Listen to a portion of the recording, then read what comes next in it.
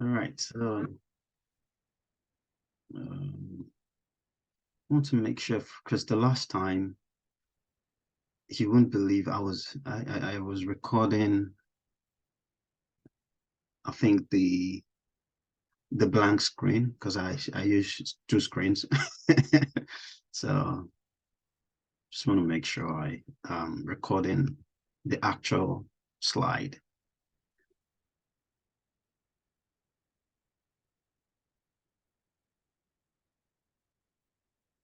But anyway, this is what I'm gonna do. Right. So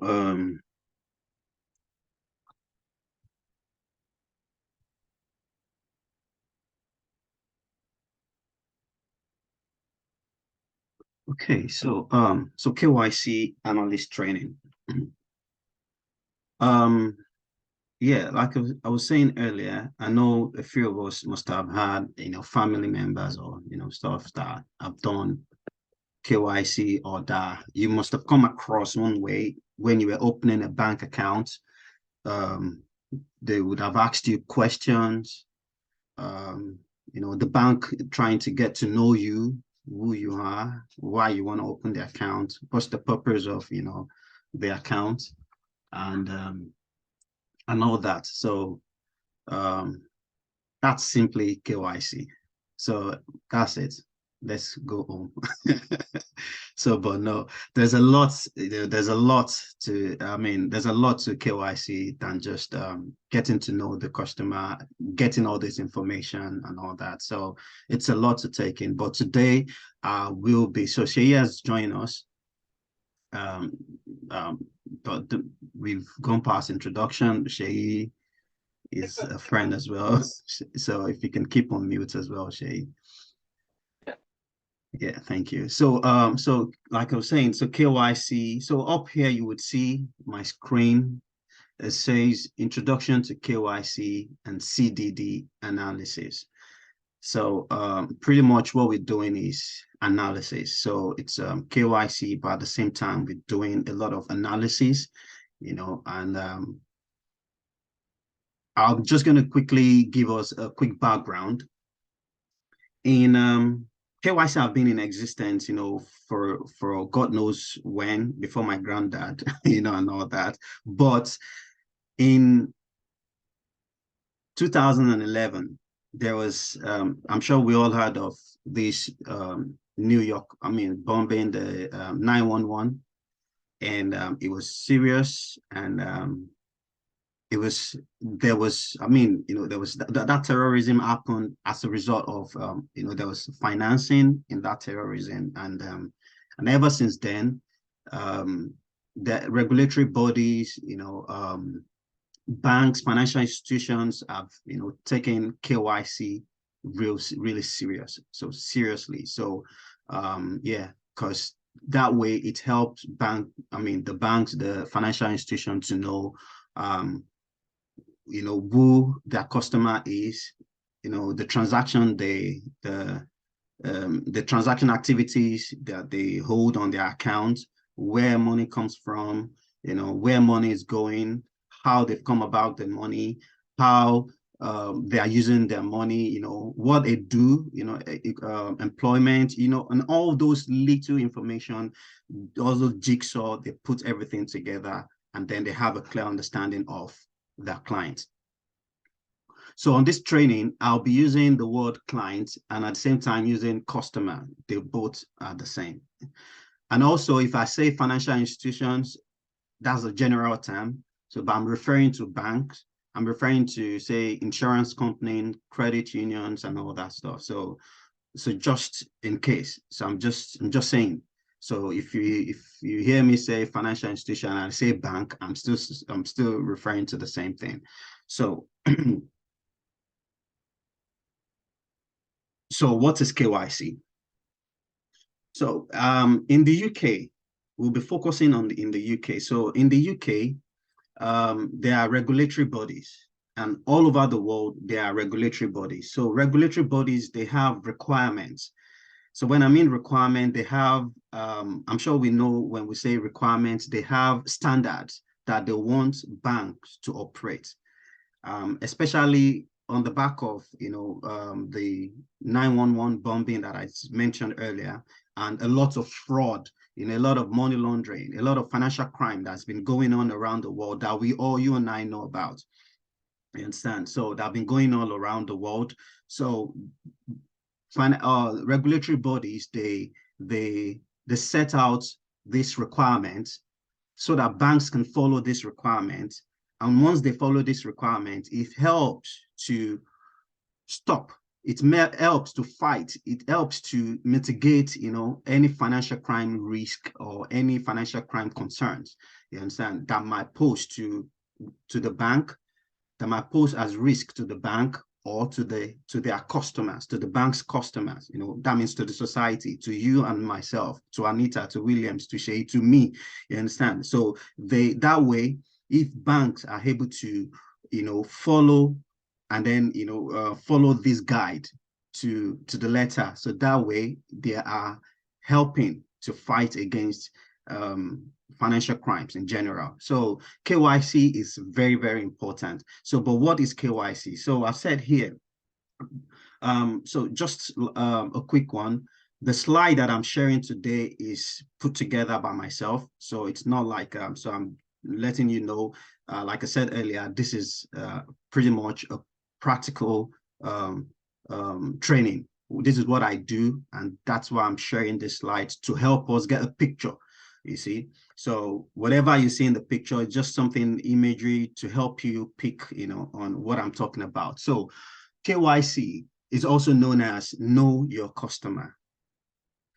Know your customer. So KYC, it says here, it said, know your customer, that's KYC, is the process of verifying the identity of a customer. In other words, ensuring that the client and the customer are genuinely whom they claim to be. So we know Mr. Williams walked into the bank and they want to have a relationship with Santander, with Lloyd's Bank, but we want to know who you are.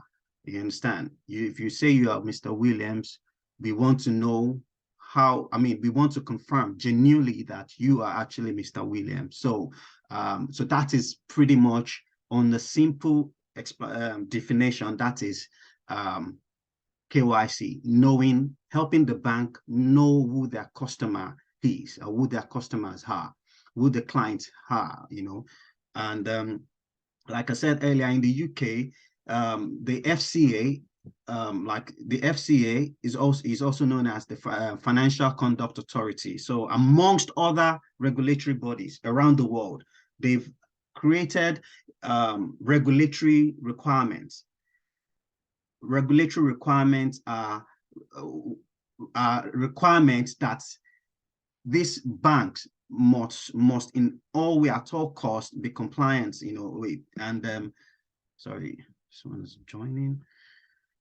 So they have to ensure that they follow and they meet up with all these requirements. It's a must, it's a requirement, and it's a must. You understand? So so for FCA, amongst other regulatory bodies, there are so many regulatory bodies around the world. There's FATCA. There are different types of regulatory body, FCO, FSO, and all that. There are different regulatory bodies. But in the UK, we know Financial Conduct Authority, you understand, and they regulate businesses. They regulate anything that has to do with finance. You understand, whether you are giving credit cards, whether you are giving mobile phone credit, all that, they have to be regulated. Whether you are you are using the any financial platform, it has to be regulated. It has to be regulated. So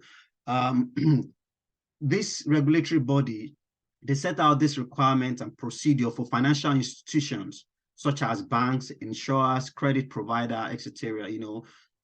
For them to follow, so that they can have an up-to-date information about their customer. So we know initially I said that we want to know who that customer is genuinely. Is this man who he say he is, and do we have and up-to-date information of, of our customer. These are the things that we, generally think about when we're doing KYC, and so I've said here, so by law, KYC is required for financial institutions to establish the legitimacy of a customer's identity, So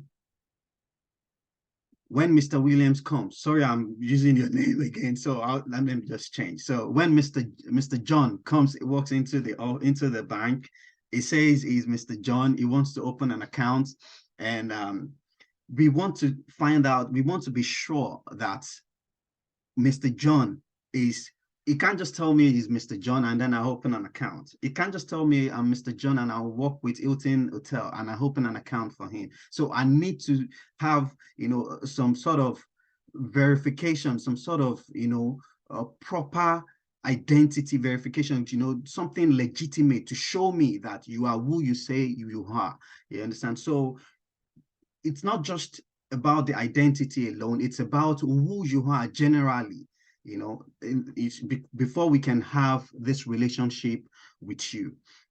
So these KYC requirements and procedures help the financial institutions against any financial crime. Like I said earlier, I've mentioned these over and over again. So it helps the bank from any financial crime. So financial crime, there are so many financial crimes. We will touch on that at some point in this training. But generally, I'm just saying right now, so it would help, because if something happens and eventually it's Mr. John, and then we find out that it's the same Mr. John, how would we find that out? Because there are lots of John on the street, out there in the society, but the John that is with our bank, Lloyd's Bank or whatever bank, you understand, that we have a relationship with, you understand, we have the identity, we have his information, we have his occupation, we have his address, we have his nationality, we have his date of birth, we have all of this information.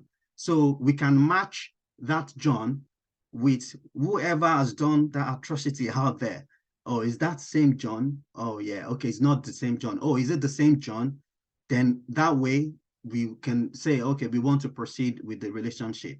We want to go ahead, or we want to stop the relationship. So pretty much overall, KYC is helping the bank to know who their customers are and ensuring that they are genuinely who they say they are. We are looking at that, and then we are making sure that we're verifying all the information that we have of that customer, that client. So when I say customer, clients, so there are two types of customers. There are two types of customers. So up here we have the individual customer, that is you and myself, or maybe myself and you, Mr. John, or maybe Mr. John and Mrs. John as a joint customer, okay? So, or as a joint client. So, or we also have a customer like an entity, a company, a business. So we have two different types of customers, two different types of clients. So we have the individual clients. So individual, in the sense, it means whether personal or joint customer. And then we also have entities. So there are different types of entities. I'll be giving us examples of different types of entities. But also with the bank, we have new customers and then we have existing customers. So when I mean new customers, so today I have an account with Barclays, but tomorrow I want to go to Lloyd's Bank to open an account. I'm a new customer at Lloyd's. Or let's say I'm already a customer with Barclays, but the only accounts that I have with Barclays is current account, but I want to have a mortgage with Barclays. That means in that department, I'm a new customer, because I'm taking on a new product. So, however, I'm an existing customer. You get? So we would still do KYC on whether we are a new customer that you are being onboarded or you're an existing customer. So for new customer, if out there you're looking for a job, you see onboarding, KYC onboarding analyst. You can see that. That means you're strictly focusing on new customers, or maybe someone that's an existing customer that's, moved into another product. And then we have, so that explains joint and personal, that's individual, personal customer. So a customer who is a personal customer can have an account, and two people can come together to have an account. So we know that's easy peasy. So, but entities, we have different types of entities. Different types of entities. Likewise, an entity can be an existing client to a bank and can still take up another product. Okay, so they can be a new client and they can be an existing client. So I won't want to dwell too much on that. So we have different types of entities. So we have public listed companies, we have regulated entities, we have private limited companies, we have partnership, we have pension schemes, we have charities, we have trusts, we have sole traders, clubs and societies, public sector bodies, education institutions, grantors and grantors. We have so many more than this. Okay, so but I'll just quickly, pick one or two that we will be looking at in our next class. So that's popular, the most ones that we do, that we will find out that we do on on a day-to-day basis. So so we have private limited company. So private limited company is where we have maybe one or two people, come together to form a limited company, and then we incorporate that company then with a government body. So they give us a license. So we have in that company, in that business, we have shares. Okay, so and then we have, we break down the ownership. I don't want to kind of give us a proper definition. So I'm just trying to give us like an idea. So we have shares that say myself and Mr. Williams and Anita, we come together to form a limited company, and I say, okay, I'm bringing in, I have a share of say 50%, and then the two other people have 25%. So that is a limited company. And we also have sole trader. Sole trader is maybe when I just start up a business, a small business, like this image that I have here of this lady wearing a shirt with all those ribbons and all those knitting fabric stuff. So it might just be a sole trader. You don't have to be incorporated. It doesn't have to be registered like the limited company. Also, we have trust. Trust is whereby maybe someone setting up, putting funds together or assets or anything together, and then putting it in care of other people to manage for the benefit of someone else for himself. Say, for example, in a trust. I say I have a son, my son is Zion, and I said, okay, I have these 500,000 pounds. I just want to put it aside for a group of people or someone to manage it for me. So me setting that up, I'm called a settler. I don't want to, confuse us. I don't want to go deep into that. So I'm the settler. I'm setting up that fund, so that they can use it. I can call the funds a name. I can say Abimbola Trust, and then the people that will be managing it will be the trustees. So those are the people that I trust to manage this fund, to manage these assets for me, and then for the benefit of my son, to say, oh, maybe in the next 20 years, you can then start to release funds. So there is going to be an agreement between us. So my son is going to be the beneficiary. I'm the settler, and the trustees are the people that will be managing. So a trust. So there are different ways that we work all of these entities as well. So, but in general, I don't want to go too deep on what defining all of these, so that I don't, I just want us to focus on what KYC is all about. But I just need to ensure that I'm touching on who the customers are, who the clients are. So we have entities and we have individuals. So those are the two categories of customers or clients. So those are the two categories, two types of clients. Yeah, so why is KYC important? Why is KYC important? First, we've talked about that, to know our customer. That is the one of the reason why it's important. So KYC analyst, as a KYC analyst, you help the bank to know their customer. It's just as simple as that. What you want to know, we will get into that. But we as a KYC analyst, what we do is we help the bank, we help financial institutions know who their customers are. And then also to prevent financial crime. When we know who our customer is, that way, if there's, like I gave an example of Mr. John committing crime out there, if we know that this John is doing this, we would be doing that crime. We would be able to, mitigate it or avoid it. I don't know if that makes sense. We'll be able to mitigate it or avoid it. So that way we are preventing financial crime from happening. That way we are preventing financial crime from happening. And then lastly, to fulfill our obligation, to the regulatory body. So for example, like I said, the FCA. So we are making sure that knowing the customer, also preventing crime, all of this, we are ensuring that we are being compliant. And we are fulfilling our regulatory, obligation, our regulatory obligations to these regulatory bodies. And I hope that makes sense. If we do we have any questions at this point? I hope I'm clear enough. If you have any questions, I can. And like I said, you can always stop me at any point in time to, and then ask any question. Okay. So yeah, so these are the three major reasons why KYC is important.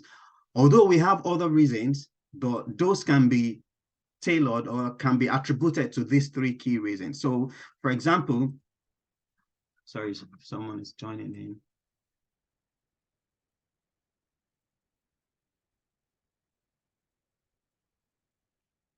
Sorry, bear with me. Yeah, that's Tolu Lope joining in. That's Florence. So, also KYC is important as it prevents financial institutions from being used by criminals for financial crime, for money laundering. So it's not just them doing the crime, but also they'll be using the bank to do, they'll be getting the bank or the financial institutions, involved in their dirty work, in their dirty, in their dirty dealings, in maybe money laundering, whatever financial crime they are into. So they will be involving the bank, because if they'll be moving funds around, they have to do it through banks, and that's involving the bank. Okay. And also, failure to comply with KYC regulatory requirements that's been set by the regulatory bodies, the failure to comply with it attracts serious consequences and fines.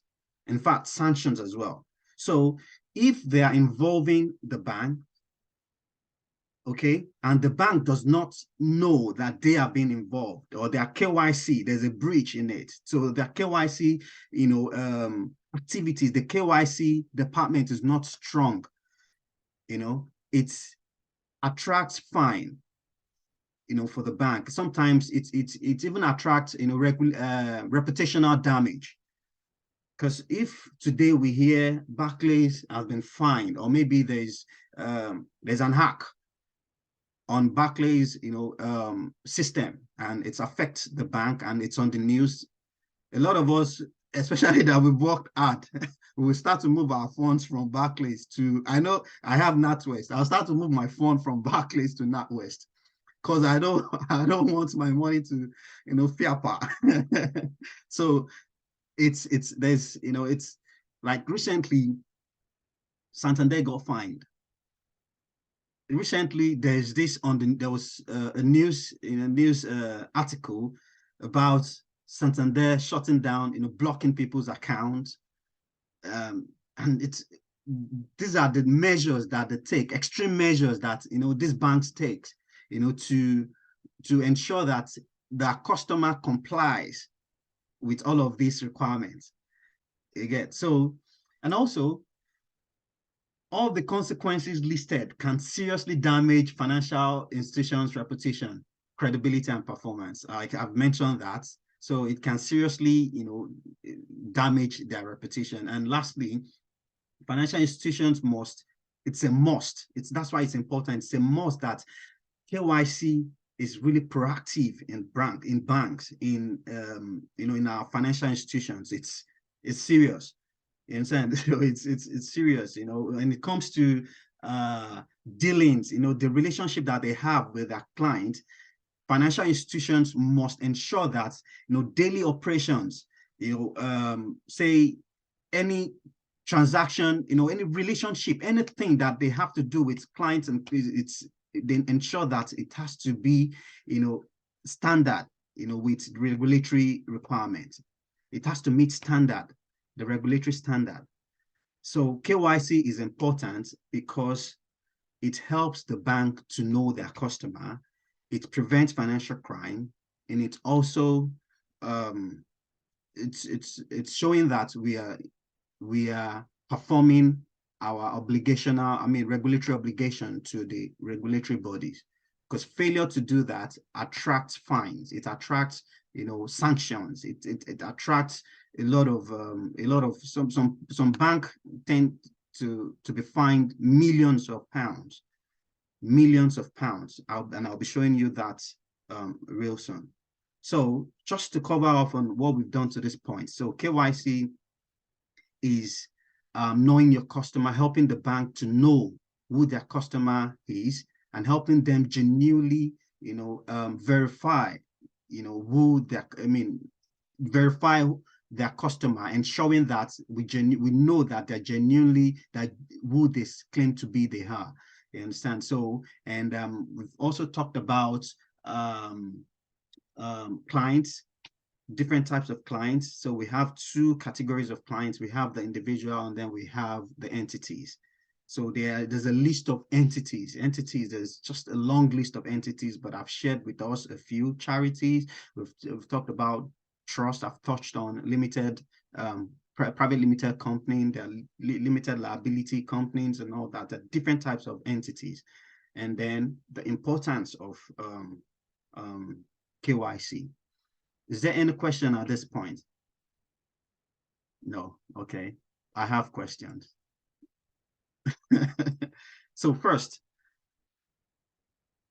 anybody wants to volunteer to tell me what is KYC? Does anybody wants to try? Just give it, in any words. It's not a definition thing, just. Okay. I'll give it a go. So right. KYC is it was put in place. It's a requirement put in place by the Financial Conduct Authority to ensure that financial institutions know who their customers are.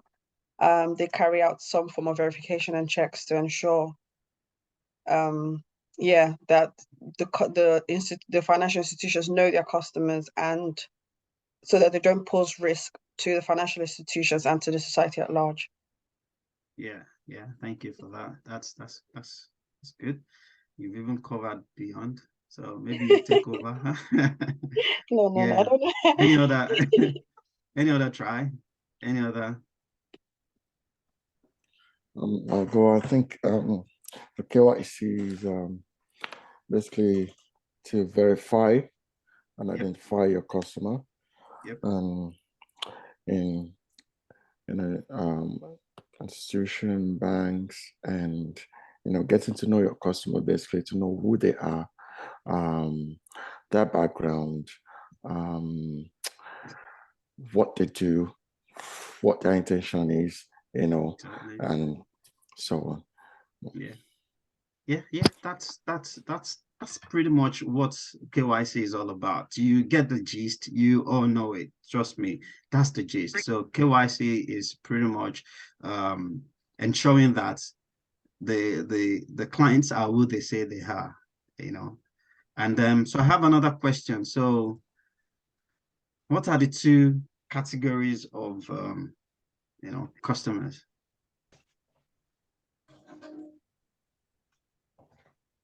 Anyone?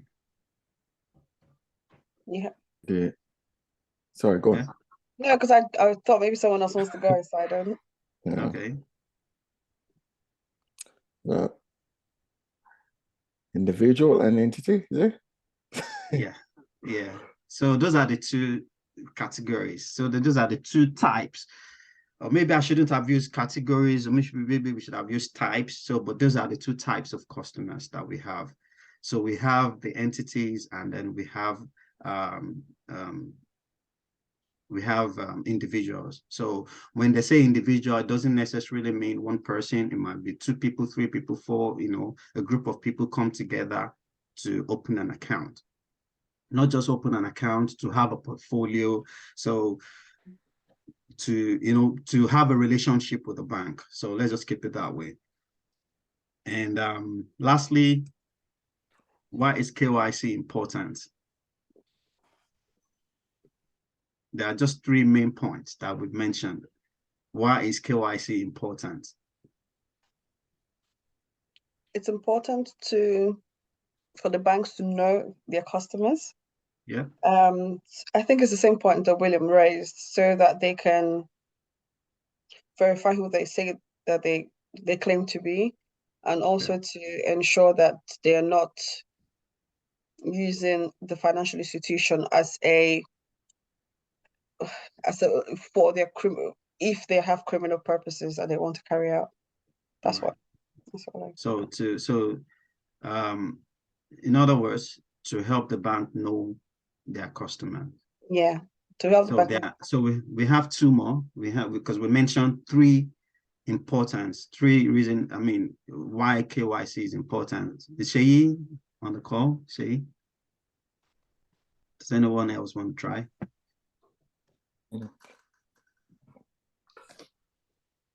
To prevent financial crime? Yep. Yes, that's grand. That's the second one. And then lastly, to comply with regulatory requirements. Perfect. So those are the three. Those are the three main reasons why we have to do KYC. So that's why KYC is important. And yeah. So now that we have an idea of what KYC is, the types of customers, and why KYC is important. So I want us to move on to, because we've mentioned financial crime. All this while we've been mentioning financial crime. Financial crime, we know that's one reason why the KYC has come into play. So because of financial crime. So, but what is financial crime?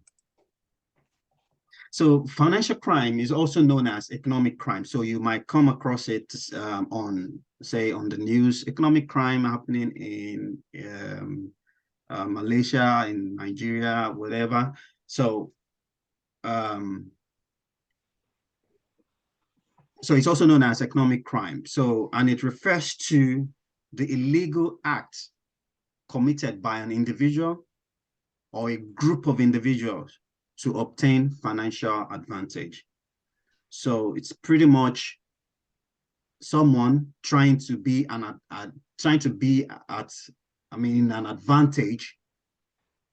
of maybe the bank, or maybe an entity of someone else, taking advantage of, all this, so pretty much it's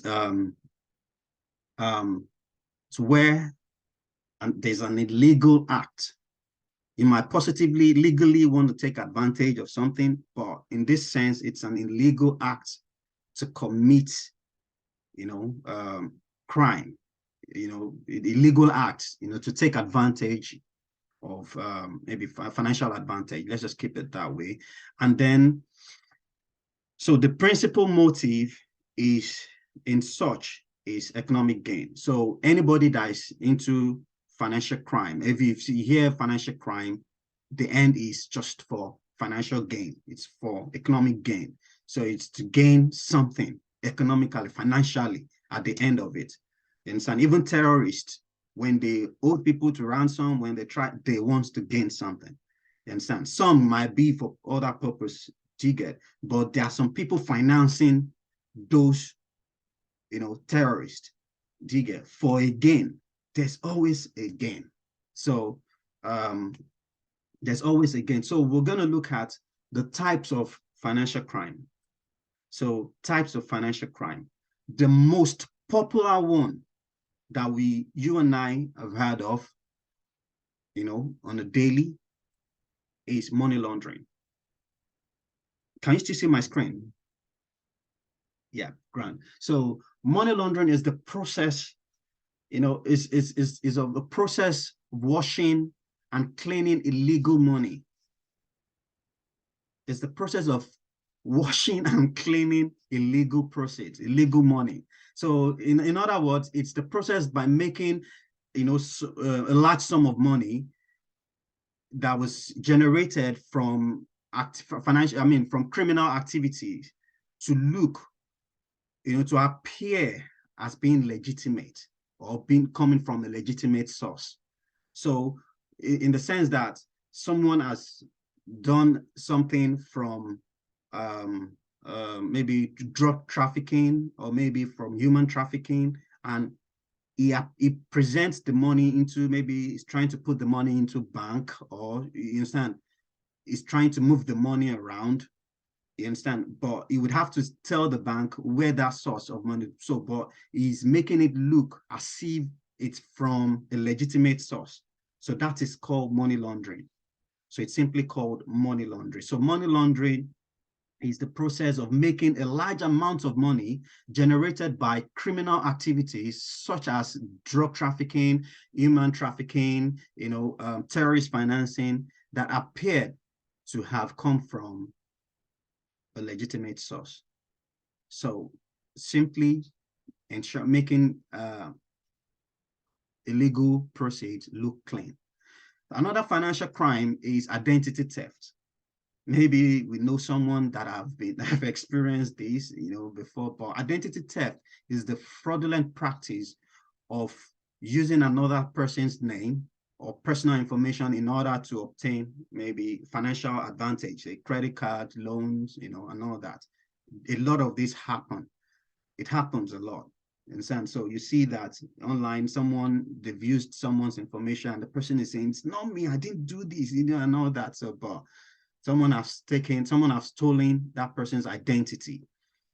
That person's identity has been stolen. If that person's information has been taken and used for,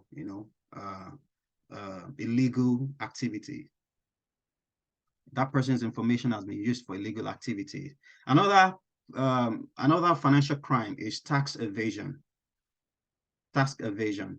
So tax evasion is, deliberately mispresenting or hiding information in order to reduce the amount of tax payable. A lot of people do that, especially people that are contractors and businesses, all these Asians. I'm not trying to be racist here. They do it, you understand, just to, they change things, and when they are being caught, they are being convicted of tax evasion, and it's also a financial crime.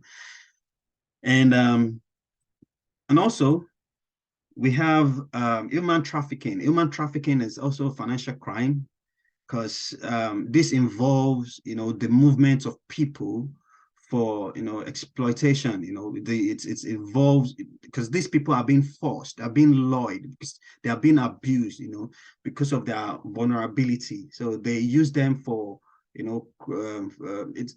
so basically human trafficking is a crime. and they use them for financial advantage as well. So you see, I'm sure all of us on here, we're Africans, we are Nigerians. So from Africa, you see people, they tell them they want to go abroad, take them to Italy, and they'll pay this, and then they start to use them for this is human trafficking. You see people, they say they brought from Benin Republic, they brought someone to come and do house help for you. Let's not lie, it's human trafficking. Let's not lie, it's human trafficking. So a lot of this happen. It doesn't just happen in Africa, it happens all around the world, you understand? You see all these Vietnamese, there are certain countries that are known for certain financial crime. So when we have a client that is from that area and we see unusual activities in their account, this is what comes to mind, because we know that country for human trafficking, we know this country for drug trafficking. So we know that this money might be proceeds of this type of crime. And also we have fraud. Fraud is where a person is financially cheated by another person. We have 419, bad dress, all this is fraud. This is fraud. So fraud occurs when an individual deceives another by inducing them to do something or not do something that results in a financial loss. So we see a lot of that. Some people will set off an office, will tell you, we have business for you, this, that, come and pay this, and then you pay because your eyes is, you want to make money, and then they scam you, they scam you, and then that's fraud. There's no justifiable reasons for it. So it's fraud. Fraud is fraud. And then we also have terrorist financing, like I mentioned earlier, the 911 that happened. We know Boko Haram. There's always someone financing them. There's always a group of people financing this act. So terrorist financing is the provision of funds or providing financial support to individual terrorists or non-state actors. So we can see them. So some will come to, we've heard of news of, I think a couple of years ago, someone just in front of, was it Buckingham Palace or London Bridge area? The person wanted to set himself, and then they was nailed. So these are terrorists, but someone is behind it. Someone would have told that person, if you commit suicide, Allahu Akbar, and then you do this, they will pay your family, they will do this. It's all of this is terrorist financing, and it's a crime. And lastly here, there are loads of financial crimes, but I've been able to just pick this few so that I can touch on this. So we have bribery and corruption. We all know that, especially we that come from Nigeria. It happens all around the world, but I'm just going to keep using our country as an example. Whether you drive from island to mainland, you see Olopa will stop you and they'll tell you, okay, let us take something. This is bribery, and it's corruption. You understand? So corruption is dishonest or fraudulent conduct by those, especially those in power. We are not even looking at those police, but police is also at that moment in power. You see, he has power to do something if you don't do it, or maybe because you want to get his favor, and so you're bribing. That's illegal. And bribery is offering. We all know the meaning. Bribery is offering, giving, or receiving anything of value with the intention of inducing a person to act or to reward a person for having acted. And we know that, and that's not new to us. So bribery and corruption, sometimes you will see online when they put job description and they put within the job description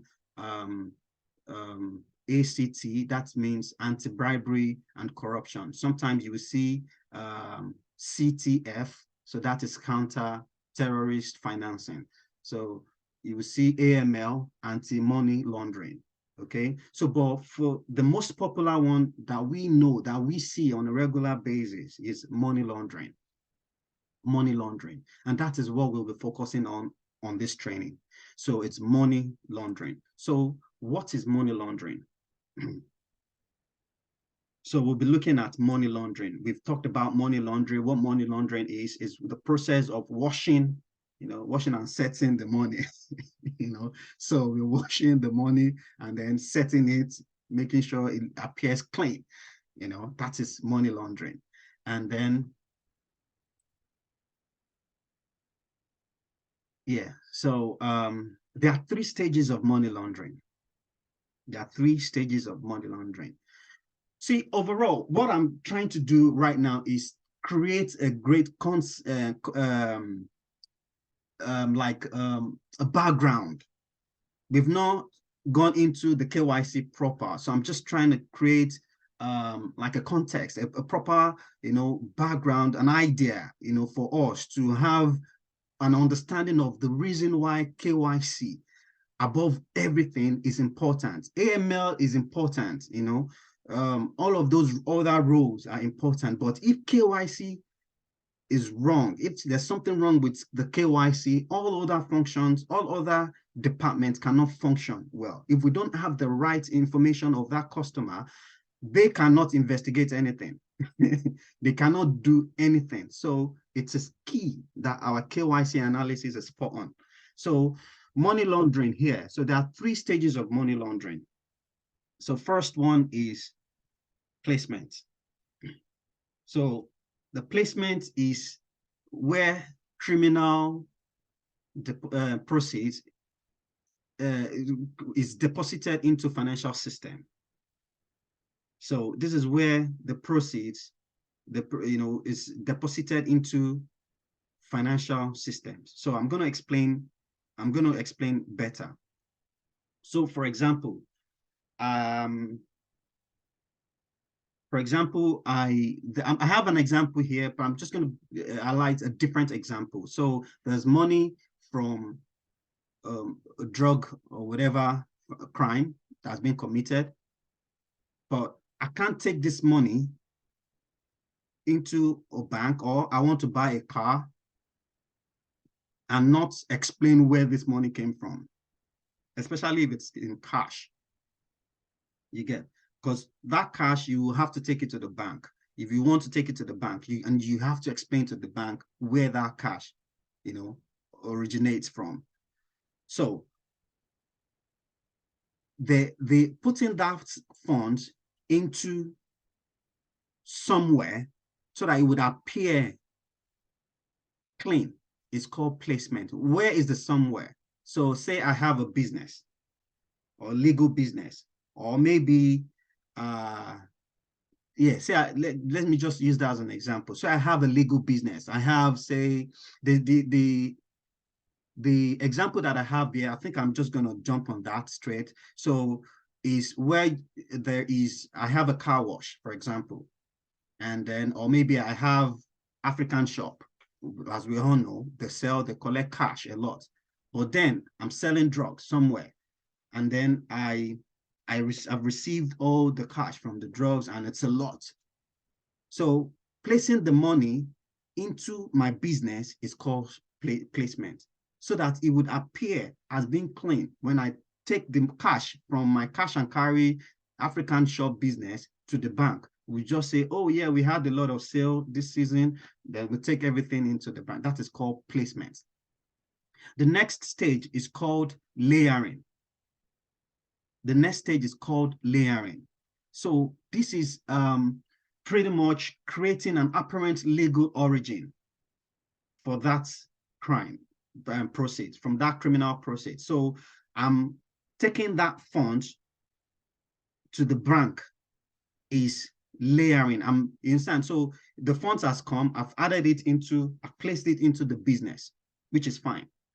But I want to make sure that it's appear legal. Like I said earlier, taking it to the bank and saying, oh, that money came from the business. So that is layering. I'm laying it into the legit one so that it won't be be known.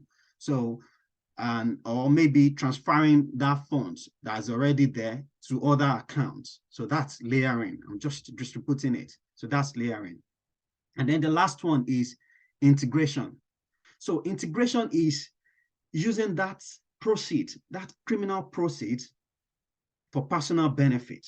Say, for example, that money is not the business money, obviously, but I want to use that money, say, to buy a house for business, or to buy another shop, or to buy an expensive car.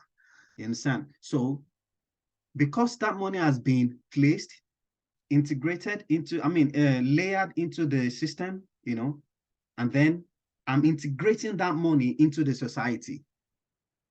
That way, there's no trace any longer, because I've used that money to buy, good stuff, assets, to, and all that. So some people now, they'll now buy those nice cars and sell the nice car and still get the money back. That is proper cleaning out the money, because the money has come into the bank, they've used it to buy a car, and then they've sold the car and then returned the money into the bank, or somewhere, or use the money to buy another asset, or, that way they've integrated the money into the system, and it's untraceable. You're not able to trace it. So those are the 3 steps at which a money launderer, does, integrate, those are the 3 stages of money laundering. So, and then the example that I have here is, let's say, that's the example that I gave earlier. So let's say the cash has been earned illegally from selling drugs, and the drug dealer wishes to buy a new car, you see, with the proceeds. But because it is difficult and suspicious, it can create suspicion, red flag. It is difficult and suspicious to try and purchase that vehicle, with that entire cash. So what they do is, the dealer needs to launder the money to have it appear legitimate. So the drug dealer also owns a small laundromat, so which is also the car. So most of them, you see, they have this. Some would use the casino as well. They go into the casino, they owe their cash, although when they get into the casino, it's not like they are going there to gamble. We all know that.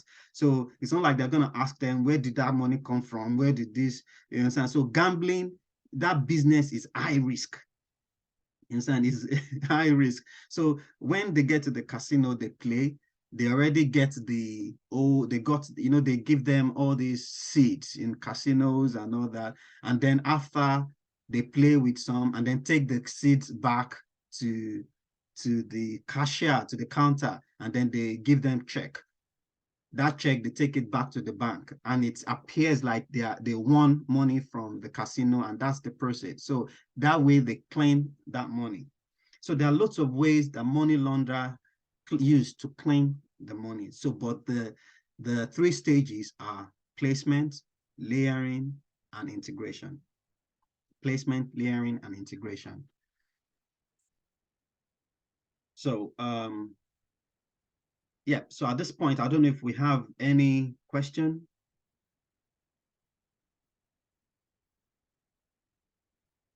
Right. Silence is golden. So, yeah, so I'll just move on then. So we've talked about money laundering, and I'm sure we all get the picture what money laundering is all about. So it's where those activities, the proceeds from illegal business appear, is, presented as being, and made appear, as being proceeds of legal business. So, and we've also heard of anti-money laundering. That's AML. So anti-money laundering is referred to the activities financial institutions perform to achieve compliance with regulatory requirements, to actively monitor and report suspicious activity. So we know there are going to be activities from this person that we've onboarded, from our clients. So we need to ensure that we are following, regulatory requirements. How are we following regulatory? We are monitoring every person, every client, every customer, So now you see that there's a lot to, to look into in terms of risk and compliance. So when we're trying to ensuring that we are complying with regulatory requirements, and we are still the bank is still ensuring that risk are being managed properly. Risk are being managed properly, either by mitigating it or avoiding it, or in any way. So for money laundering activities, for anti-money laundering activities, there are different measures that needs to be followed. First is holding up-to-date information and verification of documents. So for Mr. John has come into the bank that he wants to open an account. He wants to set up an investment portfolio. He wants to, get a mortgage. So we all have his information, and we have verified the documents. We have the original copies of all his documents. Okay, that way, if anything goes wrong out there for Mr. John, remember I mentioned it, we are able to trace. You understand? Whether we are able to trace any laundry that happens if it's done by Mr. John. And also transaction monitoring. So we monitor the transaction. These are part of the activities of anti-money laundering. So these are like precautions. These are like steps that we take to prevent money laundering. So we keep monitoring transactions. So obviously, if John comes to the bank to open an account, we know that there's going to be activities on that account, and we would have, and those activities, we need to monitor those activities. We need to monitor those activities. So transaction is the major activity that happens on an account, obviously. It is the only activity that happen on an account. So we need to monitor it. And also we screen. So when I say screening, one second, someone is joining as well. So when I say screening, what I mean is when John commits an atrocity, a crime out there, a financial crime out there, how did we know that something has happened out there? So we check all records.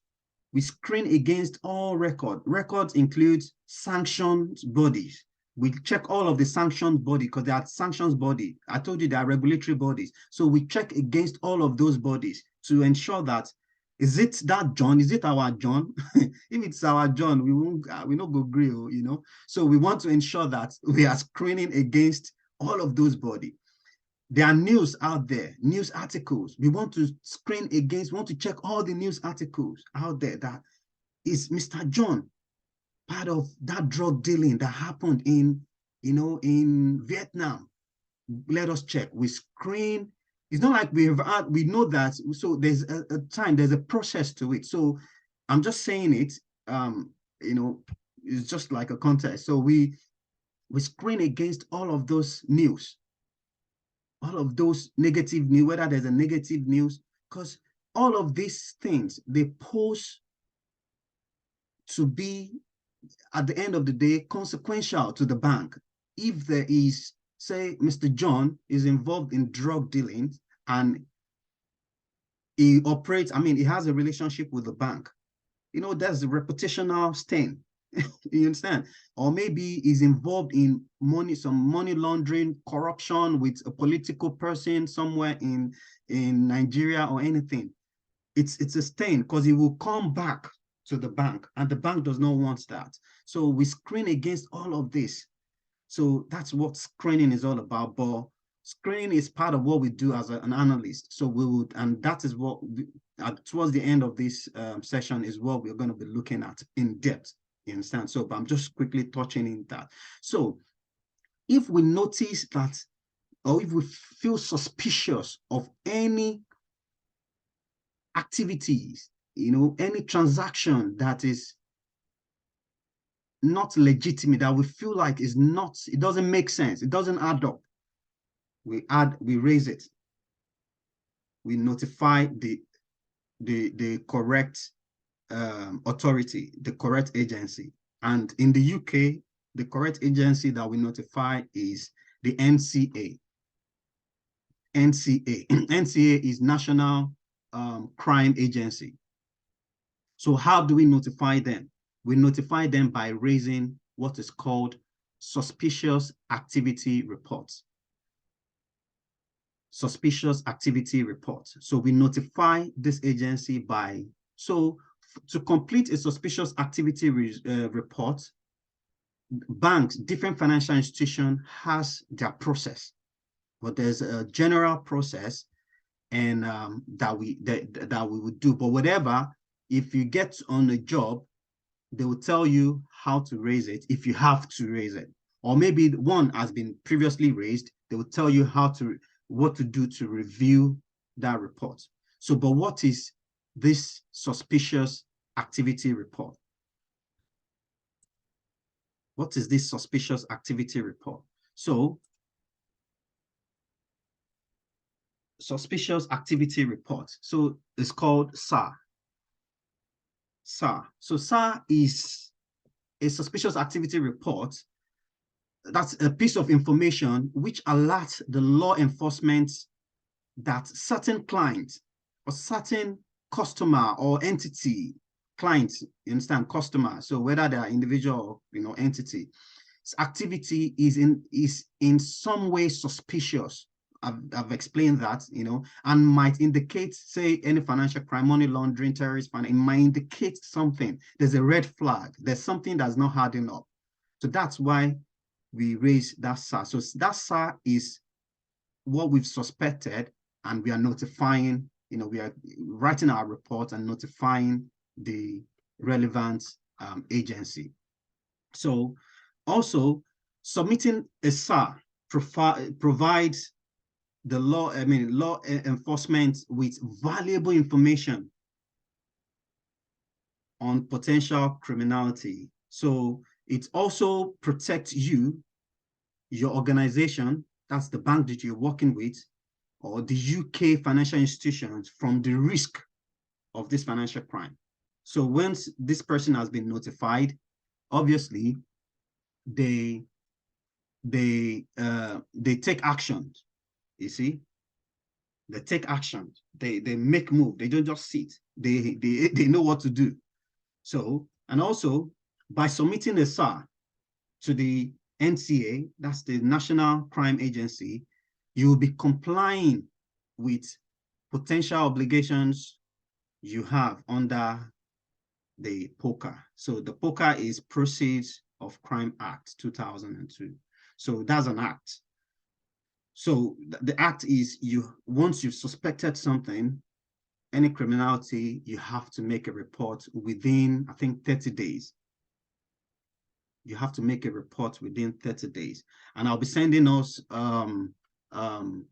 materials on guidance on how to make that report. I'll be sending us also more details into SAR. So SAR, sometimes you might get job advert online that will say we want a SAR analyst or SAR, someone that can do SAR reports. So separately, there's a team that does that, but there's also a team that review SAR reports that you're sending out, that you're report. So there's everything that, like I said, there's a process for every financial institution. So, and lastly, the SAR that you're raising must be concise, must be clear. So the explicit rationale behind the reason for suspicion and the context of why the SAR is being submitted should be clearly communicated in simple English, so that anybody that is reading it can always understand, oh, this is the crime that's going on. This is what's going on. And it must be structured. It must be correctly structured and logical. If you are saying, Mr. John, who is this Mr. John? You need to have his information, his date of birth, his address, his nationality, his the crime that you feel, the suspicion, the suspicious activity that you are reporting. You need to explain it properly. It must be concise as well and must be clear. You must also impute, if it has to do with amount, figures, you need to add the figures in there. If it has to do with not just figures, the account number that that you're looking at, the date of the activity, if the activity has happened or if it's about to happen, whether that means if it's about to happen, maybe you are working in a branch and you are seeing the client face to face and you notice this client that wants to open an account, or maybe people that are in care home. I think they've raised a lot of that in, people that are in care home, they come with their care, people that are giving care to the bank. Maybe that one wants to withdraw money. Maybe that one has dementia, and then you see them, they will tell them to open. They are the one telling that person to withdraw money. When that person withdraw money, they collect it. But as someone that works with the bank, so you need to be able to notice those activities and raise a SAR immediately. You understand? So, but in most cases, we as an analyst, we work behind, behind the scene. You get, so we work behind the scene, and we can, in most cases, we see these activities in transactions. So those activities that are suspicious, we notice them within transactions. So, and I'll be touching on transactions as well in this training. So at this point, I don't know if we have any question, if there's something that's I've mentioned, some jargons, I don't know that is not, properly. If you have any questions, I can go back to it. So are we good? Yep. All right. You have a question? Yes, I'm so sorry. Can you please go back to the previous slide? I think I have a question off the back of that. So the previous slide is anti-money laundering. Yes, please. Okay, so what's the question? I won't go back. No, please. It's only because I went to make food for my son downstairs. That's all right. And I know there was a moment, I think I missed something. So I just want to see. Yeah, when you were talking about the up-to-date information and verification of documents, transaction monitoring screening, I missed that bit. So if you do a quick, you don't have to go through in detail, just a quick overview, please. Yeah, that's all right. So basically KYC is having that information of, the right information for your customer, helping the bank know who the customer is. So if the customer says is Mr. John Doe, and we would need to present a document that would show that he is John Doe. Yeah. Okay, so these are measures for anti-money laundering, basically anti-financial crime. But because we are focusing on money laundering, so that's why I'm touching on anti-money laundering. So these are activities, part of the measures that we take, part of the regulatory measures that we take to fight money laundering. So that's anti-money laundering. So one is having up-to-date information, for this client, for this customer, and verifying those documents that he has presented. If he says he lives at number 1 ABC Lane, he has given us proof of address. We have verified that. If he says his business is in London Street, we have even checked. Even sometimes the relationship manager has to visit, the business. So when they visit, they write a report. So we verify that. We verified every information that has been provided. Sometimes, even if we don't do a visit, we go online. We do Google Map, screenshot, and then we add that into our rationale that we can see the business, we can see the signpost. That means the business exists, So all the verification measures that we need to, carry out.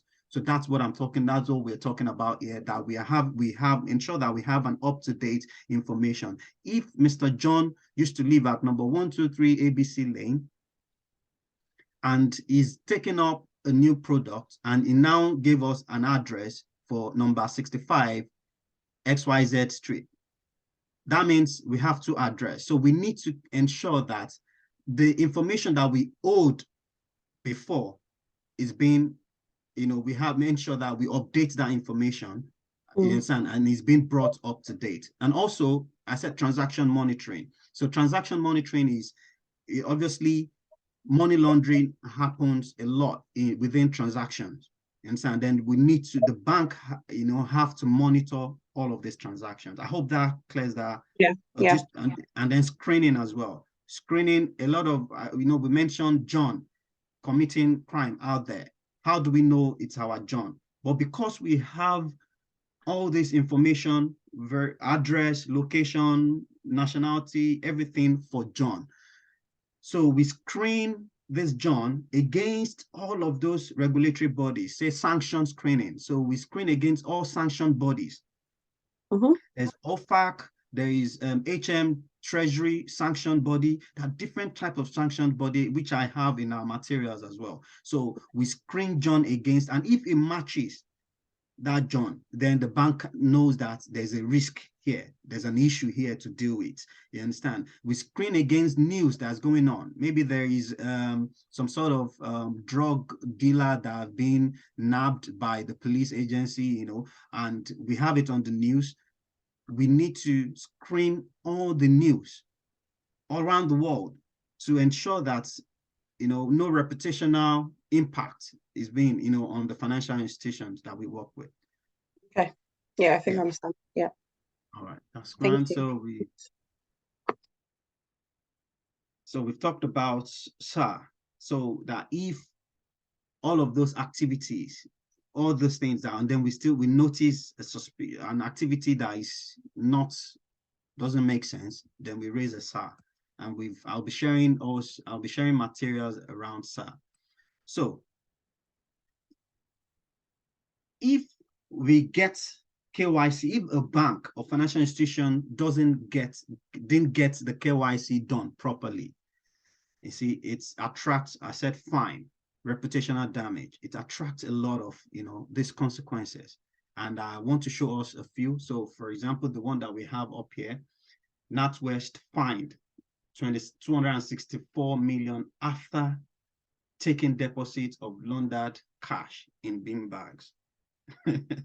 So there's a failure here, and it boils down to who worked the cost, who onboarded the customer, who reviewed the customer's profile, the customer's case. You understand? It has not been properly done. So it says banks admit anti-money laundering failures after Bradford Jeweler deposited 365 million over 5 years in bin bags. So we have another one. We have FCA fines Ghana International Bank PLC for 5.8 million for failing in its anti-money laundering controls. We have another one. FCA fines Deutsche Bank 163 million for serious anti-money laundering controls failures. You see, it boils down to you and I doing our job correctly. So Standard Chartered latest bank punished by Watchdog as PRA fines. Which one is PRA, sir? PRA fines, it's 46.5 million. HSBC, Lloyds. You see, all of these banks, they get fined. That's why KYC, our due diligence, KYC due diligence has to be properly, done, top notch. So at this point, I'm going to ask us one question. Do you still want to do it? You can go back now. You can end this call now. Because sometimes it doesn't just affect the bank, it affects the individual that works this case. Because you would be investigated. Maybe you know something about it that you intentionally avoided. You understand? But I've not come across anybody that has been investigated or been arrested. But getting it wrong, and if it's can cost you and I our job, it can cost us, being blacklisted. It can cost us a lot. Jail terms. I don't want to go to jail, but but it's really important that we're getting it right. Even when we get ourselves that job, We ensure that we're meticulous, when we are handling cases, we, spot on, careful at all time. So, do we have any question? Any other question?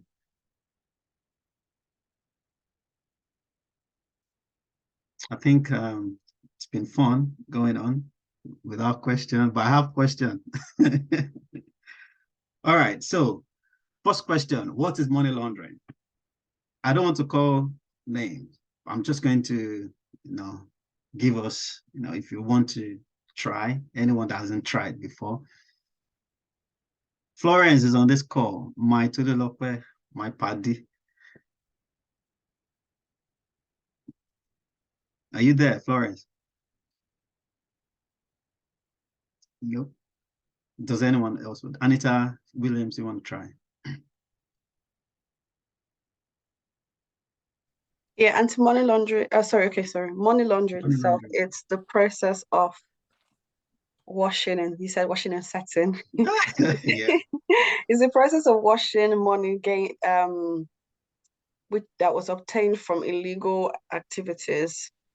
Trying to, I guess, integrate that back into into the financial system so that you can use it for legitimate purposes. It's all strong. Yeah, almost there. You're there. Basically, Ozark, whoever's watched Ozark. Yeah, you are there. To be honest, let's be honest. You are there. Williams, sorry, I'm sure you want. Money laundering is I think she has said it, but I think it's like transferring illegal money. Yep. And into I'll just put it into an offshore account or to a personal account or somewhere, any bank, in the process of making it look legit. And that's the right word I want to. That's the word that I'm looking for. Making it look legitimate. Yeah. So illegal proceeds, making it look legitimate. So that's simply money laundering. I don't want you to answer my next questions before I ask. So that's why I stopped you there. Even Anita, that was why, but I'm glad you didn't. So let's mention the three layers of money laundering.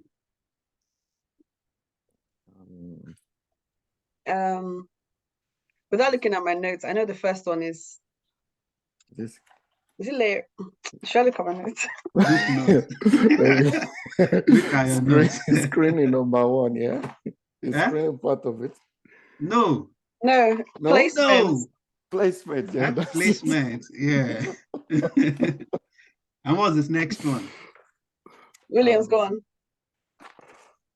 No, you're not the one calling the shots here, it's me. No, I don't want to say it again, man. Anita, what's the next one? Layering. Layering. And what's the last one, Williams? Integration. Integration, yeah, that's it. So do you want to give it a try, say explain those three or maybe one or two of them? Anyone? Placement is kind of like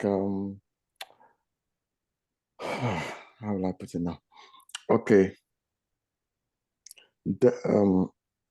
Okay, wait, let me check my notes first. All right. Notes, please. Is okay, according to what I wrote, is like the proceeds of like depositing a criminal proceeds, like fund into bank or into business or into business, I think. Yeah. So it's so placement. I'm just going to retouch on that part. So this placement is depositing that fund, into, you said it, bank, into financial system or into business. You understand? So you've added that funds are being, generated from illegal activities and then placed into business or into the account. So it could be like a transfer from illegal stuff already into the account. You understand? And then layering is, if it's, for example, if it's already in the account, you're sending it to another person. You understand? So making it look as if you're just sending money to that person, or if it's in your business, you're putting it, taking it, maybe a cash business, like I gave earlier, maybe a car wash.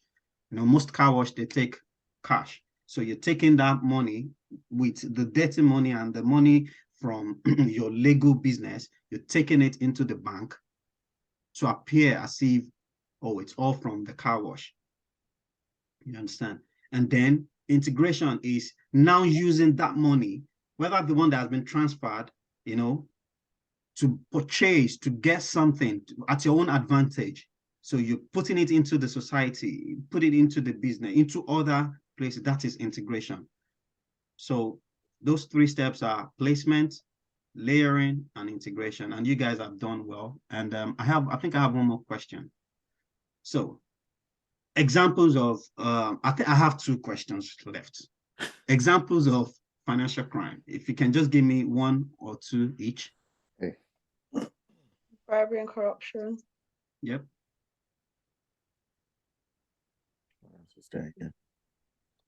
I know it was in my head. Money laundering. Money laundering, yeah. So it's there's bribery and corruption, and there's money laundering. I don't want to ask you for definition. If I ask you, it says in your head. So, but yeah, bribery and corruption and money laundering. Williams? Fraud? Fraud, yes.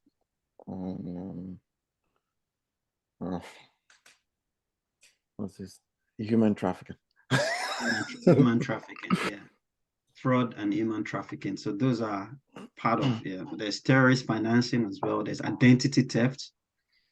Yeah. Drug trafficking, all of those, they're all financial crime. They all boil down to economic gain, advantage. And lastly, I'm just going to ask us, what do you understand by SAR? So first, what is SAR? Like the full meaning. Someone has sent in a chart there. Suspicious activity report. Just pardon. Suspicious activity report. Yeah. So, so what is SAR? What is it? What is it? What is if it's simply what's the full meaning? So it's a piece of information that's given to. Yeah, read your notes out, please. Okay. Yeah. So it's a piece of information which alerts law enforcement that a client or customer's activity is in some way suspicious and might indicate money laundering or terrorist financing. Yeah, that's it. That's brilliant. So we're gonna go on break, say now, because there's a lot of information. Maybe we would quickly go through our notes on behind, you know, and then we get back in how long do you want us to go for? 1 hour. The total break is 1 hour. Yeah. Okay. So let's do 10 minutes. Let's do 10 minutes. Okay. Yeah, it's a lot of information to take. We've just scratched the surface here. Okay. Well, let's make it 12 minutes. So it just be round figure. 12 minutes. Yeah, so 140 will come back. So I'll do you 15 minutes, okay? Oh, yay. We did 12 minutes. You would like to negotiate, eh? So anyway, but for this is 12:28. So in the next 2 minutes, I'll just quickly go through what we've talked about, and then we can go on break and come back at 12:45. If that was all right. So we've talked about KYC, what KYC is all about. So KYC is the process of knowing the bank's customer and ensuring that they are who they say or who they claim to be, helping the bank understand who their customer is and ensuring that they are who they claim they are. You understand? And how do we do that? We do that by, verifying them, by understanding, just getting an up-to-date information from them for, who they say they are. And also we talked about the purpose, the importance of KYC. The importance of KYC is first to to help the bank know their customer, and also to prevent financial crime. So financial crime is what we've been talking about, and you guys have mentioned so well what types of financial crime, and also to fulfill regulatory obligations to to all the regulatory body. So we have the FCA, there as an example, that's Financial Conduct Authority. And also, we've also talked about types of customers. So we have the individual customers, and then we have the entities as well. And then we mentioned also money laundering. We talked about other financial crimes. We talked about money laundering. Money laundering is the process where illegal money is money that is being made from illegal activity being presented as if they are from legal sources, legitimate source. So, and then also we talked about the 3 stages. I've recapped on that. I won't talk about that anymore. And we've also talked about what else did we talk about? We talked about the measures that we take to prevent that, the anti-money laundering, to prevent money laundering. We talked about holding an up-to-date information of the client or customer and verifying those documents that have been presented to us. You understand? And then we've talked about the transaction monitoring, that's monitoring the transactional activities that they do in the bank. And lastly, screening. And if we notice any suspicious activity from a customer within that transaction or anything, we raise a SAR. So, and then SAR is a suspicious activity report. And this is to alert the right agency, that's the NCA, of a suspicion on an activity or a customer's activity. So, so that they can deal with it, So that's pretty much everything that we've talked about up until now. We'll go on our break, and I'm going to pause this recording. And then, oh, sorry, recording.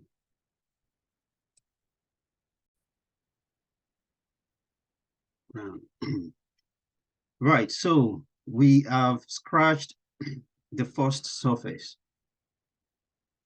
The next surface is not as thick as the previous surface. So, but yeah, we now have Mr. John. Mr. John comes into the branch. We know Mr. John says he's Mr. John. We know that Mr. John lives in Peckham. We know Mr. John, we know those information about Mr. John. And but as an analyst, we've been through, say, we are not the one onboarding Mr. John directly. Mr. John would have gone to a relationship manager, whatever. Excuse me. But Mr. John, we are looking at Mr. John's file. So when looking at Mr. John's file, trust me, there is every client, every customer has a risk that is following him or her or them as like that shadow. Let me put it that way. So it's still following them. Now there's a risk, and this risk is what we look beyond what the relationship manager would look. The relationship manager would just get his pen and paper, blah, blah, blah, it does this. Can you provide this information? Can you provide this information and all that? But we look beyond that. So what we do as an analyst is we look at those risks, the things that are indicators, that poses as indicators, risk. And in KYC, AML, this has been categorized into 5, these have been, categorized into 5 sessions. So, and then we call them the key risk indicators. So key risk indicators, so we are looking, this is key risk indicators. So basically, business can conduct money laundering assessment, risk assessment, by monitoring these key risk indicators. So when we say key risk indicators, I'm going to go into it, but there are 5 primary categories of, risk, that businesses should assess. When I say businesses should assess, the financial institution should assess, the bank should assess, as an analyst should assess. You get, so the first one is, the first set of key risk category would be the size of the business. Let's assume it's not in a particular order. Okay, it doesn't have to, it's not in an order. I just listed everything, it's not in order, in a proper order. It doesn't have to be this first, this first, this first. But it's the size of the business. The risk that a Coca-Cola bottling company is bringing to the bank relationship is different from the risk that the Babajide enterprise is bringing. I don't know if that makes sense. So it's the size of the business matters. It's when it comes to risk. The bigger the business, the bigger the risk. Let me put it that way, if that would make sense. So the risk of the business is something that we should pay attention to. And also, we're looking at the nature of the business. The nature of business. So there are certain nature of businesses that are being rated as, or being cut as, being highly risky. So there are businesses like, for example, mining business, these are high risk business. These are high risk business because they, mining is high risk, there are cash intensive business. Like we mentioned earlier with Mr. John, that is the smart guy doing financial drug, doing that nonsense. So cash intensive business are, high risk businesses. So that's the nature of that business. So the nature of business includes what the business does, what they do in that business. Real estate also is a risky business because you see money goes into that business. It's, those kind of business, you don't know, you can't really, because that money might have been washed. It's a big chunk of money, it's risky, all this gold business, cryptocurrency business, all those type of business, that high risk business. So we have to be conscious of the nature of business and what risk is associated to this type of business. We're also looking at the complexity of the business structure. So when we're talking about the business structure, who is who in this business? So there are some business that are owned by another business. And that business is owned by one man in Portugal and is owned by another man in Egypt. Those kind of business that have that serious complexity in their structure, in their ownership structure. This business also comes with, risk, but with the level of risk is now what we will be looking at later on.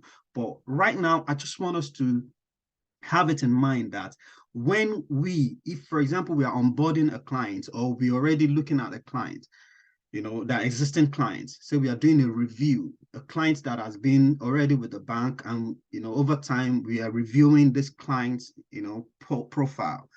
You understand?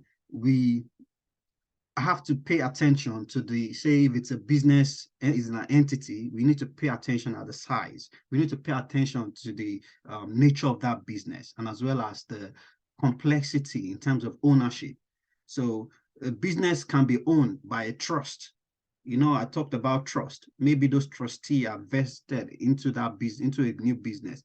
And that trust is owned, remember, is owned by a settlor, someone else.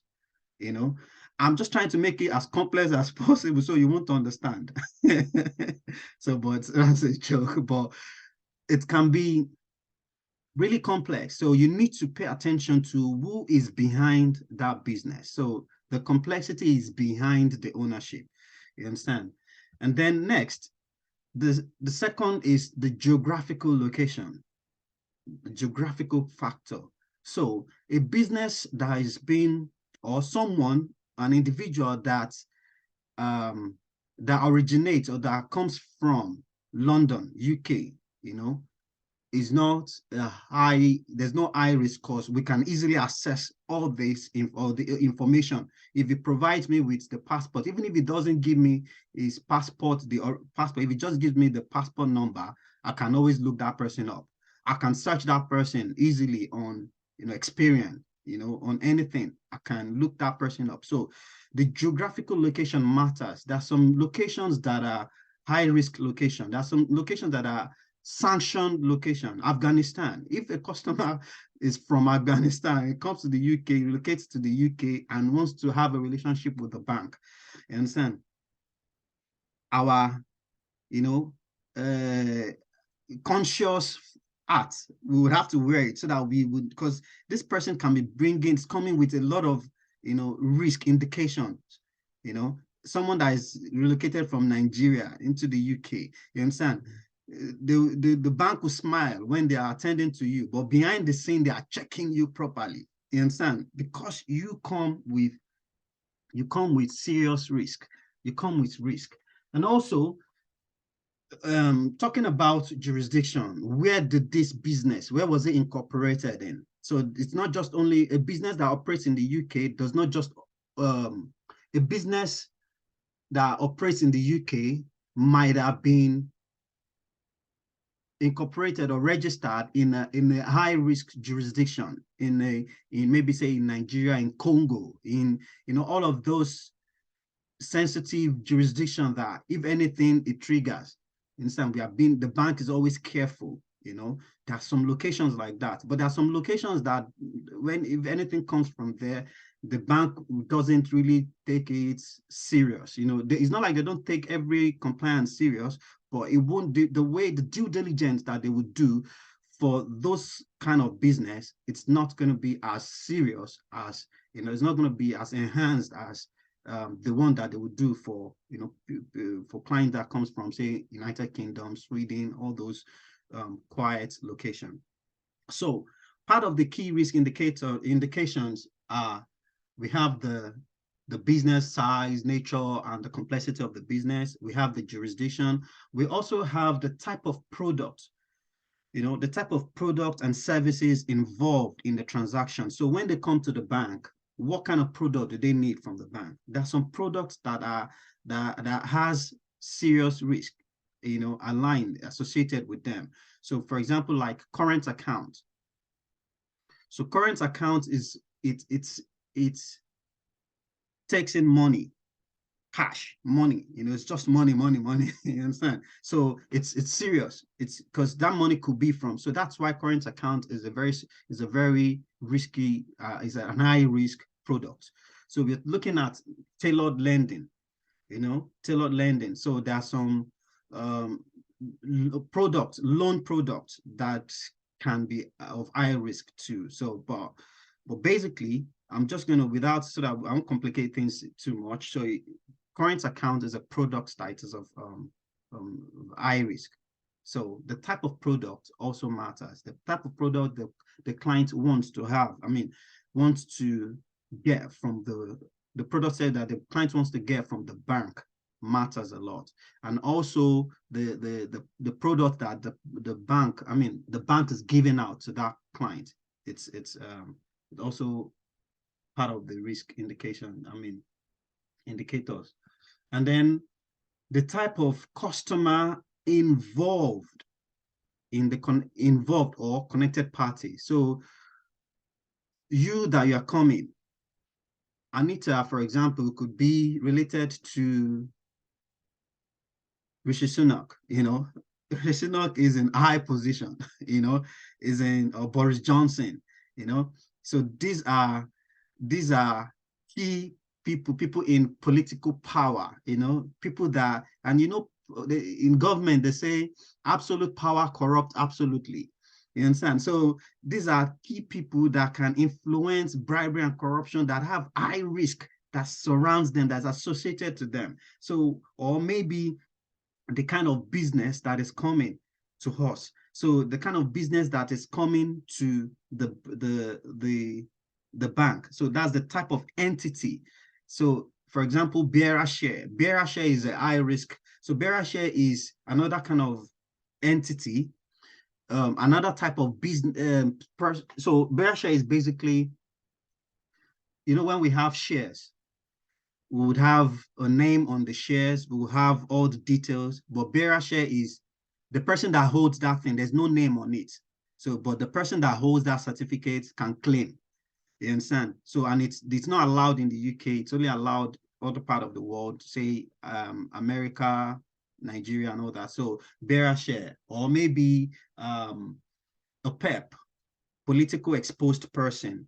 So, a PEP is a political exposed person. So, that person, like I said, might be related to a political person. Political person does not necessarily mean someone in politics, but someone in high position, someone that's taking a very prominent position in the society. It could be the governor of a bank. It could be the president of a well-known organization, you know, president of, you know, of maybe, you know, just somewhere, a kind of position that's there, an hierarchy in terms, it's there, and people see it. If you type the name of that person online, it's there.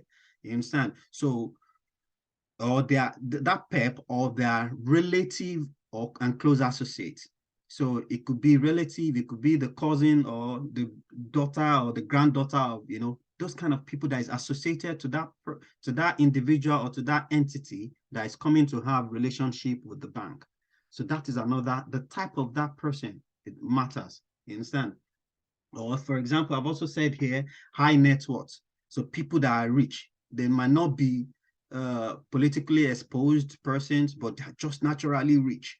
Their wealth that they own with the bank alone has gone past the normal threshold, you know, the normal threshold of the account or anything. So they need to pay attention to them. So those kind of, they carry big risk. They carry risk. You understand? They carry risk. And lastly, the method at which they've been onboarded. So right now, technology evolves, you know, people do application online and then they just submit it and they open an account. Bam, that's it. You understand? And sometimes they'll say, do your screen face, do this, do that, you know. And so the method at which the clients, you know, was onboarded also poses as risk. You understand? So by assessing these factors, financial institutions can allocate risk rating to a customer relationship. Though this risk rating rates range from, you know, low risk, medium to high.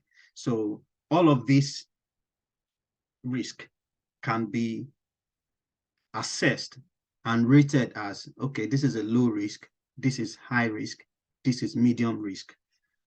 Okay, so all of this risk that I've mentioned, all of these key risk indications, you understand, can be categorized, can be, you know, put into a class. It can be put into a class. So So it now depends on the class of the risk rating that we would do our due diligence. So our due diligence is based on the level of risk. So does that make sense? So as a KYC analyst, our due diligence, the checks that we are doing, the monitoring, the everything that we are doing on that person's profile is dependent on the level of risk that is associated to that person. So if the client is being classed as high risk, that means the level of due diligence that we would need to do for that client has to be a proper due diligence. We need to verify, we need to do this, we need to do that. If it's medium, we need to do it if we have it. You get? If we don't, is there something else we can do to just, if we can have this document? Okay. If it's low, we might not have to really do some proper verification, because it's low risk. It doesn't pose, it's not like there's no risk there, but it's low. It's low. So the level of, one more time, the level of our due diligence that we carry out is dependent on the level or the level of risk, that the client is being classed into. So how do the bank rate clients? So they have measures, they have metrics, they have, all those, they call it CRA, customer risk assessment, that they carry out on a client. So all of these indications will be assessed. All of these key risk indicators will be assessed. So once they assess key risk, risk indications, they'll be able to know which will fall under low risk, which will fall under medium risk or high risk. So for the purpose of this training, instead of us spending time looking at low risk customers, medium risk customers, we would just focus on high risk customers. Okay, so we will focus on high risk customers, because if we are able to understand our due diligence on a high risk customer, low risk and medium risk customer, they are just easy peasy. I don't know if that makes sense. Yeah, so if we are able to understand how to complete our due diligence on a high risk client, then we would be able to, we'll be able to work anything that comes to us in terms of low or medium risk.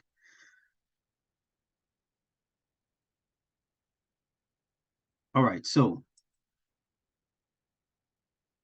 customer due diligence. So that's what we do. So at the start of the training, you saw it says KYC/CDD analyst. So that's customer due diligence. That is exactly what the analyst does. So what we do is simply customer due diligence. How is the due diligence enhanced? It would now boil down to, I said that earlier, it will boil down to the level of risk of that customer. So we know that every customer has those 5 indicators on their head working. From my last training, that's the way I've said it. So when they wear their hat, when they come into the branch, I want to do this, I want to open an account, I want to do this, you understand? They have risk that follow them into the bank. So it's now left for us behind the scene to assess those risks. But at least those 5 risks, you understand, would come with a client into the branch. So what is customer due diligence? So customer due diligence is a critical part of, obviously, is a critical part of the bank or financial institutions, in terms of compliance program.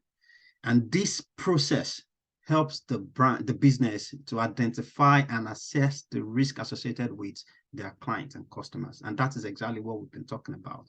So this whole customer due diligence, this whole thing that we've been talking about, assessing the risk, understanding the risk, then, creating a picture of this risk, letting the bank know about the risk associated to this client. All of this is that's what we need to do. So, and doing them, it's called the customer due diligence. But like I said, there are 3 types of customer due diligence that we do, you understand, based on their risk level. So the first one is simplified due diligence. So simplified due diligence is basically done on low-risk customers.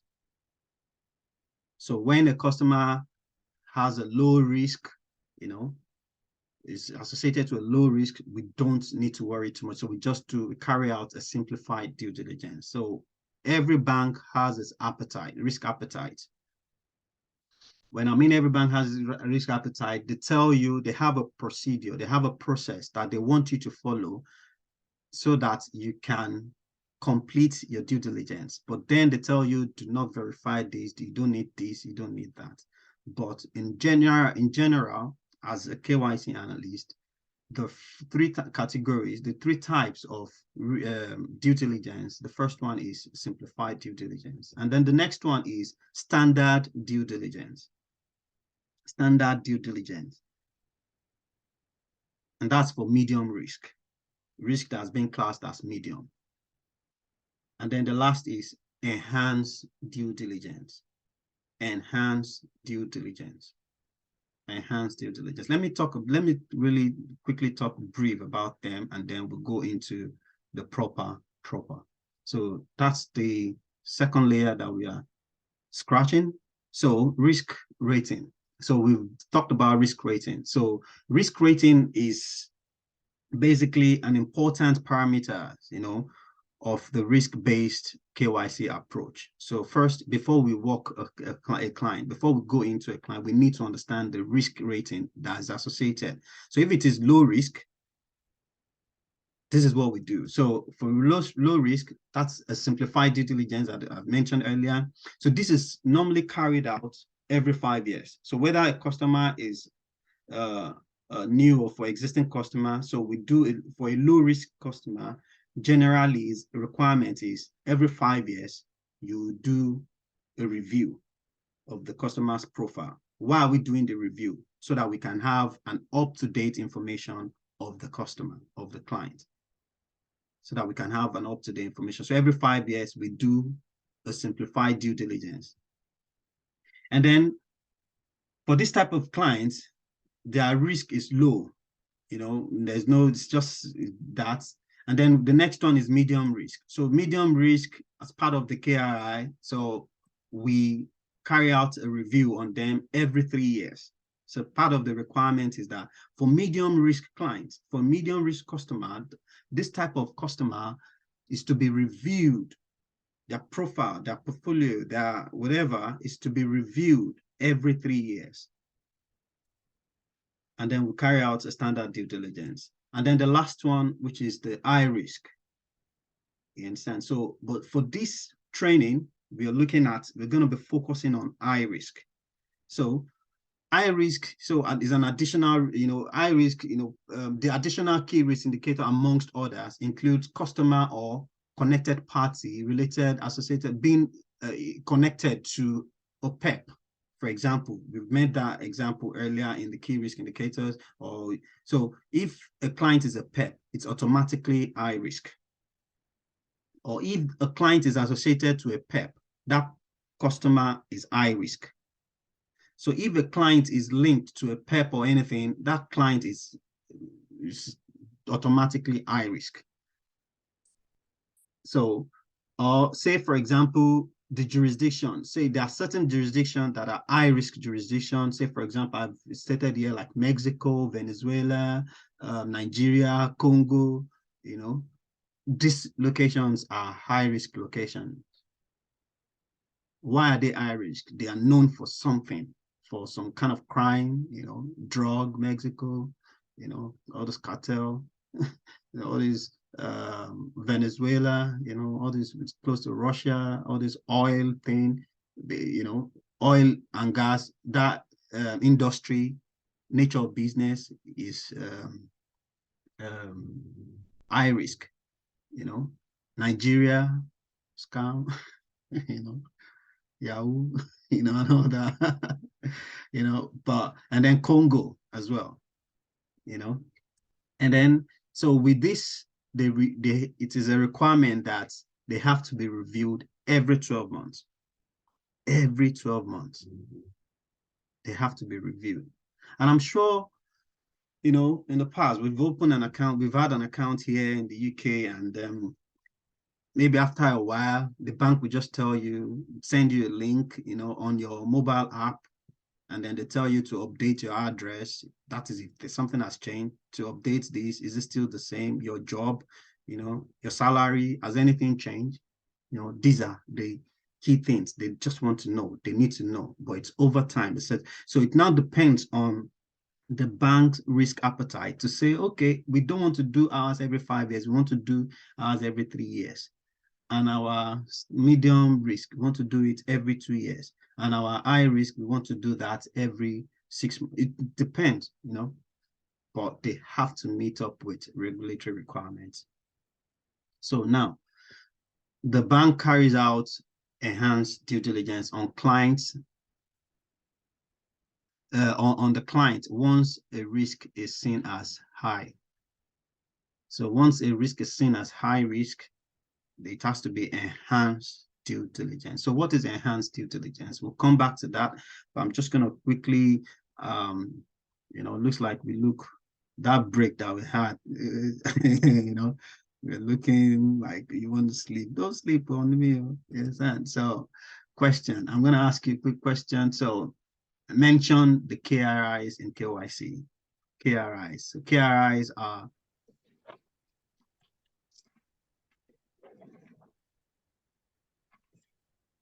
KRIs. What's KRI itself? These are assessments done by businesses to monitor the against money laundering risk. So it's an assessment done to monitor. Yeah. So, but what's the full meaning of KRI? Said key risk indicator. Yeah. So, can you give me maybe one or two of, I know we have 5 of them, so there's enough to share amongst us. So, geography, is that? Say again? Geography and geographical, location or jurisdiction. The size of the business. Yeah, that's the size of the business. Yeah, that's another one. Let's try again.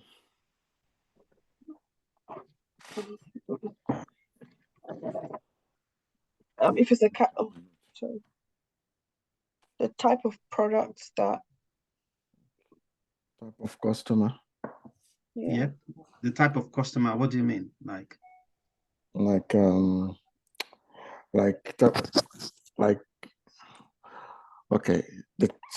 How will I put it?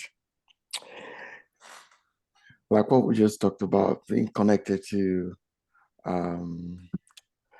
highly influential person in the government, or So, but I want us to get familiar with these words as well, like PEP. When you say PEP, political exposed person. So it's also, highly influential people, in terms of position, not just wealth. So when we're talking about their wealth, maybe highly influential, we're talking about maybe high net worth people, but any other one that you... Business structure. The business structure, that's the complexity of the business structure. Yeah. So the business structure might be really complex. So it's a risk. It's not a crime that their structure is complex, It's not a crime, but there's a risk associated to it that might be high, that really high risk that we can miss. Because if, for example, let me quickly chip this in. If, for example, like I said earlier, there is a company that is owned by another company, what we need to do is we need to find who owns that other company. And then there's that company is owned by someone and another company. So we need to know who owns that other company.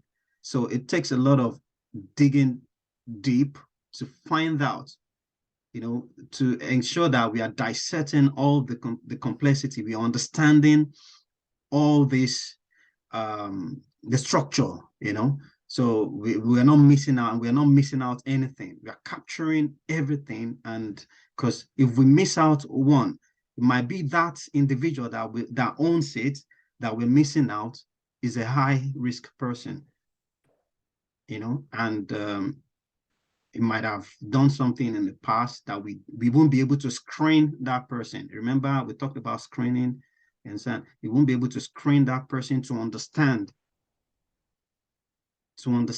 if that person in the past or currently is or has committed a crime, or there's something associated to that person, or that person is linked to a sanctioned country or anything, or the sanctioned entity or sanctioned individual, like the person is linked to Abramovic, that is sanctioned in the UK. You understand what I'm saying? So yeah, so we need to understand the complexity in the structure. So all of these, Excuse me, can I ask a question?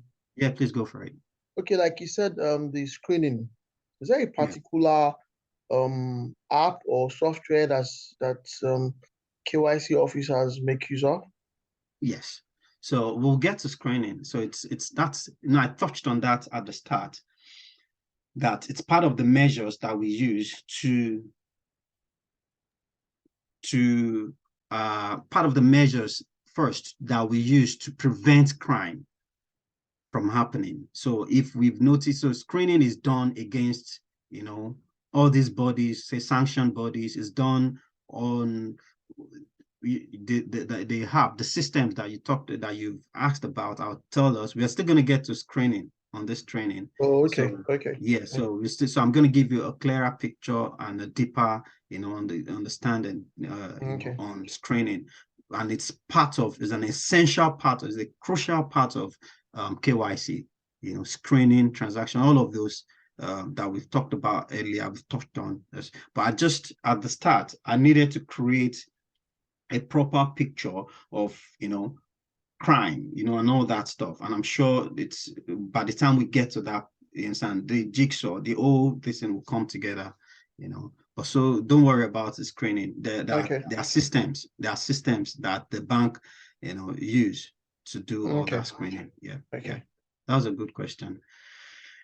Yeah, so let me ask another question. So mention the risk categories. We have 3 risk categories.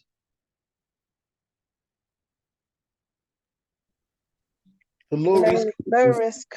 Oh, sorry, is it for everyone? Yeah, anyone. For anyone. Yeah. Low risk, medium risk, and high risk. No, high risk. Yeah, that's easy peasy. If you answer that question in an exam, high 100. But what is CDD? I just need the customer due diligence, and so what do you understand? You don't have to get this right, but what do you understand by CDD? Because I know I've mentioned that earlier. So this is the as a KYC analyst, is the customer due diligence. Yeah. Is us measuring the amount of checks we need to do on a person according to the level of risk that they potentially pose. Yep. Yep. Any other person that wants to?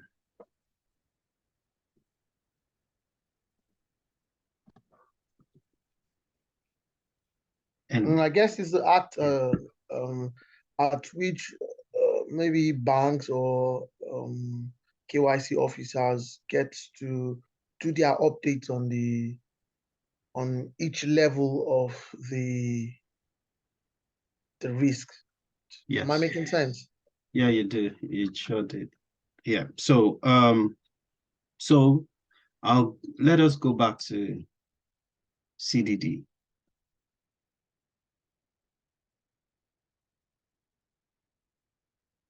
So CDD is the process that helps identify and assess the risk associated with the client's or customer. So it's just a general, we're still going to touch on CDD in general. So, but it's just is a process that we go through. It's a process that we carry out. It's something that we do so that that helps us assess this risk. So we know that there's risk there, but with CDD, with the due diligence that we do, it helps us assess those risks, understand those risks, and advise to be able to recommend the next step for the bank to do, in order to maybe keep up with the relationship they have with the risk carrier, you understand, or whether to avoid or to, retain the clients, and continue to have that relationship with the client. So this process, that's process that we, do, we carry out is is called a CDD, customer due diligence. And then remember, what we're looking at today, we've talked about the types of customer due diligence. So according to the level of risk. So if it's low risk, we're going to carry out simplified due diligence. With medium, we're going to carry out standard due diligence. If it is high risk, we're going to carry out enhanced due diligence. So in most cases, banks would always, and then we talked about the time frame that when we do this this due diligence. You understand? So for low risk, we do it every 5 years. And for medium risk, we do it it's a requirement to do it at least every 3 years. And for high risk, it has to be every year because of the risk that is associated with it. So the question now is, if we understand high risk, do you think low risk and medium risk will be a big deal for us? No. It won't be a big deal. Those won't be a big deal for us because we know the crucial one. So that's why for the purpose of this training, we're going to be focusing on high risk, so which is the enhanced due diligence. So, and so CDD is pretty much what we've talked about, and we will be looking at enhanced due diligence right now. But let me still touch on I'll still touch on more on customer due diligence, but only if you are able to understand the enhanced due diligence, then you know what, I hope this is making sense. Then we know what we're doing, when it comes to customer due diligence is the general name for simplified, standard, and enhanced due diligence. Okay, so the three of them are all called customer due diligence. It's called customer due diligence because we don't know their risk rating at that time. But once we know their risk rating, then you can call it standard due diligence, enhanced due diligence. So today we are going to be focusing on enhanced due diligence. And this is where our KYC, this is where we're wearing our KYC hats, and then this is where KYC begins. So enhanced due diligence. First, when is enhanced due diligence needed? When is it needed? Were you saying something, Shay? Yeah, every year. Yes, every year. Fine, that's perfect. But when is it needed? When do we carry out enhanced due diligence? So for high risk customers? Yeah, when we have high risk customers. Yeah. So EDD, that's EDD, enhanced due diligence, is needed for high risk customers. So customers that pose high financial crime risk, and presents it, it actually presents high risk to the financial institution, and it exposed the financial institution to this risk. Because this risk is high, that's, we've talked, I think I feel like I keep, it's being repetitive, I keep repeating it. So, but when the risk is high, when there is an element of high risk, the bank does not just take it lightly. They have to, the due diligence has to be properly enhanced. So if the initial checks, have been completed and high risk factor, are identified, such as that, like mentioned, PEP, entity being cash intensive, we've talked about those ones, then EDDs to fully investigate and document, as well as assess those potential risks. So how do we do it? So how do we carry out EDD? So this is done by using internal and external sources of data. So we're using sources of data that we have internally, or that's been provided to us by the customer, and then we source for external information as well from external third-party sources that are approved or acceptable by the bank or the FCA, DIGA.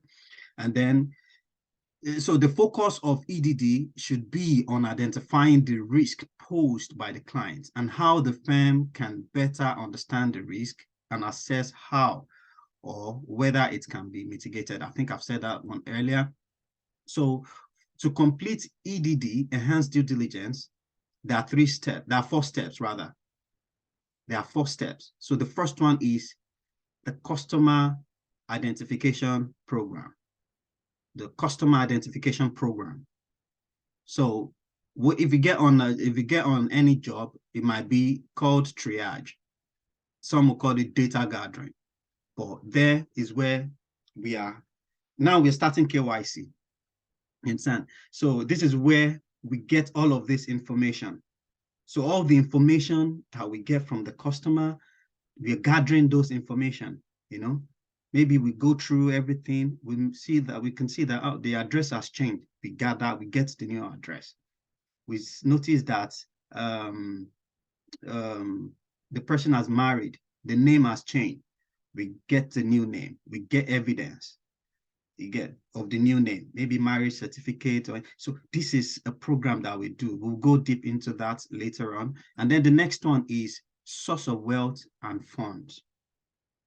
So you want to open an account, we want to have a relationship with the bank, you understand? We need to understand the source of your wealth.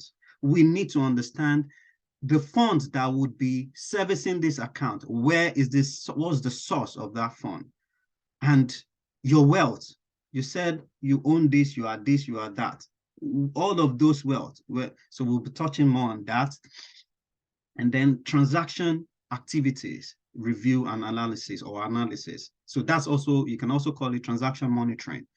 Okay, so this is where we've onboarded. Obviously you are with the bank, we are looking at the transaction. Does this match what you've told us? You told us you are a hairdresser. You understand? And you'll be getting 5K per month into that account to service that account. You understand? And we are seeing 90K. Are you plating air for ghosts? You get. So we need to monitor transactions. And then lastly, screening. Remember, we talked about screening. So we're going to go deep into these 4 stages. So screening. So what screening are we looking at? We are looking at adverse media. When I say adverse media, it also means adverse news, negative news. So we are screening all the news articles online. Okay, we are screening against, so that if we get hits, if we identify anything, that will be a risk. We are screening against PEP. People that are in political power, we are screening against, we are also screening sanctions as well. So basically these are the 4, required steps within enhanced due diligence. Okay, so the first is the customer identification program, which can also be known as data gathering or triage, the source of wealth, the source of funds, the transaction analysis or review or monitoring, and as well as the screening. So now, any question? No. All right. Happy days. Sorry, I was going to say in a row, because you said the first one was the data gathering / triage. As an analyst, are you required to complete all 4 steps? I know you might be getting onto that later. But are these like individual like roles you can do, or is it everything you have to do? Right. So it will now depend on the bank. The bank might say they want a team of triage. So, but in all the places that I've worked, you have to do everything. So the thing is, everything has been collected, gathered already on the system.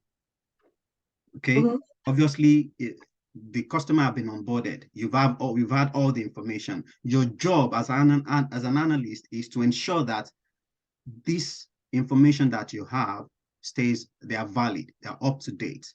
Remember, they are up to date. You are verifying those documents. You are verifying those information against the document provided. You are looking at those, everything closely, you understand? You're ensuring that there are no missing information. There are no loopholes, because if there are missing information, you can't obviously complete the next stage.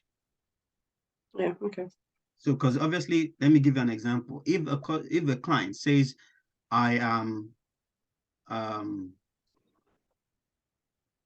a professional, I work, I get paid, okay? And we don't understand within the CIP, we don't understand what it does. When we're doing the source of funds or source of wealth, and you understand, we look at the transaction, we can see money flying from anywhere up and down. And then you understand, sorry, 1 second. We can see money flying up and down. We will not be able to specifically say that this money is from, you understand? So that's why we need to get that first stage, correctly. Shall you please go for it? Okay, you mentioned CIP. Sorry, I didn't get that. What does that mean? CIP is Customer Identification Program. Oh, okay. So that's also a CIP, you understand? So, okay. Yeah, so we need to understand. So those information, if, like I mentioned earlier, you understand, let's say my wife got married, we got married. She used to be Sunak, Simba Sunak, and now she's Basharon. You understand? So, but we noticed that what we have on file says Sunak. But when we are looking at it, maybe we want to ask questions, and maybe we need to validate, or maybe that ID has expired and she provided another ID, say with a different name. We need to know why the name has changed, or how, what's your, we need to confirm that. You understand? Then we would request for whether it's through marriage or maybe a deed pool. Maybe you decide to change your name, all of those information. So we need to, at CIP, we need to ensure that it's not just name. You understand? Generally, all of the key information that we would need to complete the remaining stages. You understand? So if name is not properly captured, maybe spellings, even spellings. For example, Sheyi is S-E-Y-I. And then we can see another Sheyi here, S-H-E-Y-I. You get? We need to ensure that we are capturing all of those name variations. Different, some people are Williams, some people spell theirs as William without the S. We need to ensure that we are recording all of those information within, our, maybe there's always like a form, not a form, like a template, a book or something, is where we would record everything that we've seen within our review. When we're carrying out our due diligence, everything that we've seen, we would note it down. We have to note it down so that if an auditor comes in, they can always look at, that's what they would look at. You get? It's just like, they'll just look at the summary of everything that you've done. You've written everything in there and you've captured everything in there. So if Sheyi is S-H-E-Y-I and you've also captured as S-E-Y-I, and that means you have to screen Sheyi as S-H, both spellings. because there might be something risky under SHEYI that is not under SEYI. So we need to ensure that we are captured. So I don't want to dwell too much in that session right now, but I hope that's clears out any ambiguous information that I've given out, or your question rather. And then so thank you. No worries. So we would now go straight into CIP, the Customer Identification Program. So if we look there, there's thumbprints and all that there. We're just trying to find out who you are. You get, it's just something to create a picture, imaginary, something for her. So what is CIP? So during EDD, a customer identification program, that CIP, involves verifying information provided by a customer. So this process includes gathering all of the information, like I said earlier, provided by the customer about the customer, and verifying, ensuring that all that information provided by that customer, or maybe their existing customer or their new customer, is true. Those information is true and remains the same, still valid. You get, so that is the first simple. So whether the person is used to work with NatWest, is no longer working with NatWest, we are capturing that. Whether I used to earn 50K, is no longer earning 50K, is now earning 90K, we are capturing that.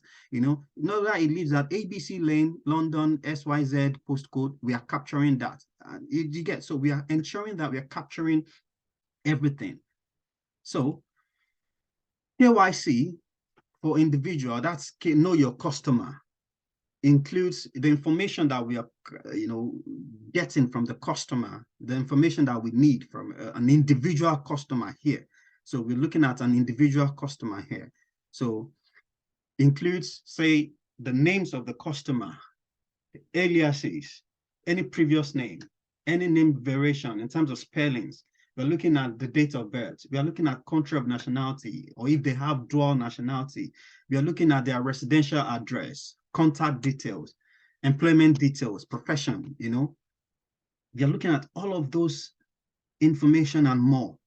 I've just listed, a few there, for every bank, according to the process, you would always find out what you need to capture, And then if we have all of those information, how do we verify this information? What do we need to verify, use to verify an individual customer? Say, for example, we have, in fact, let me go back there. So if, for example, we want to verify a customer's name, what are we going to use? That's a question, please. What are we going to use if we want to verify a customer's name? Their passport or their license. Or their license, yeah. Any form of government ID, any acceptable, form of government ID. It could be their national ID. It could be, driver's license, obviously, passport, and all that. If we want to verify their address, well, what are we going to use?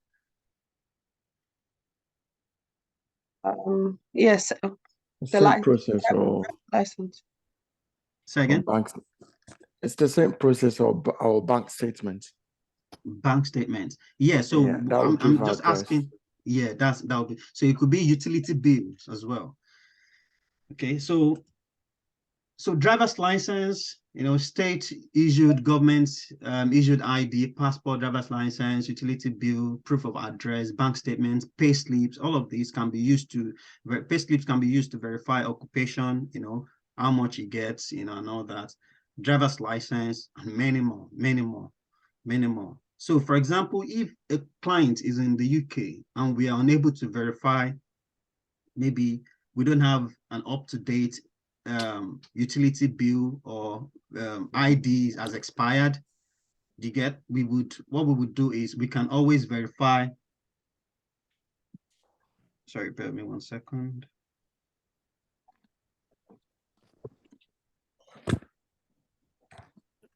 Sorry.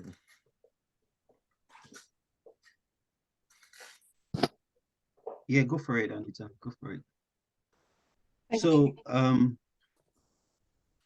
we would use those forms of verification to verify them.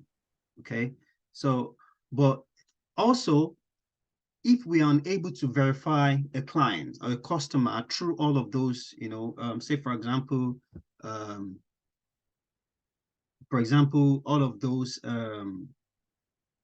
documents, another thing that we can use.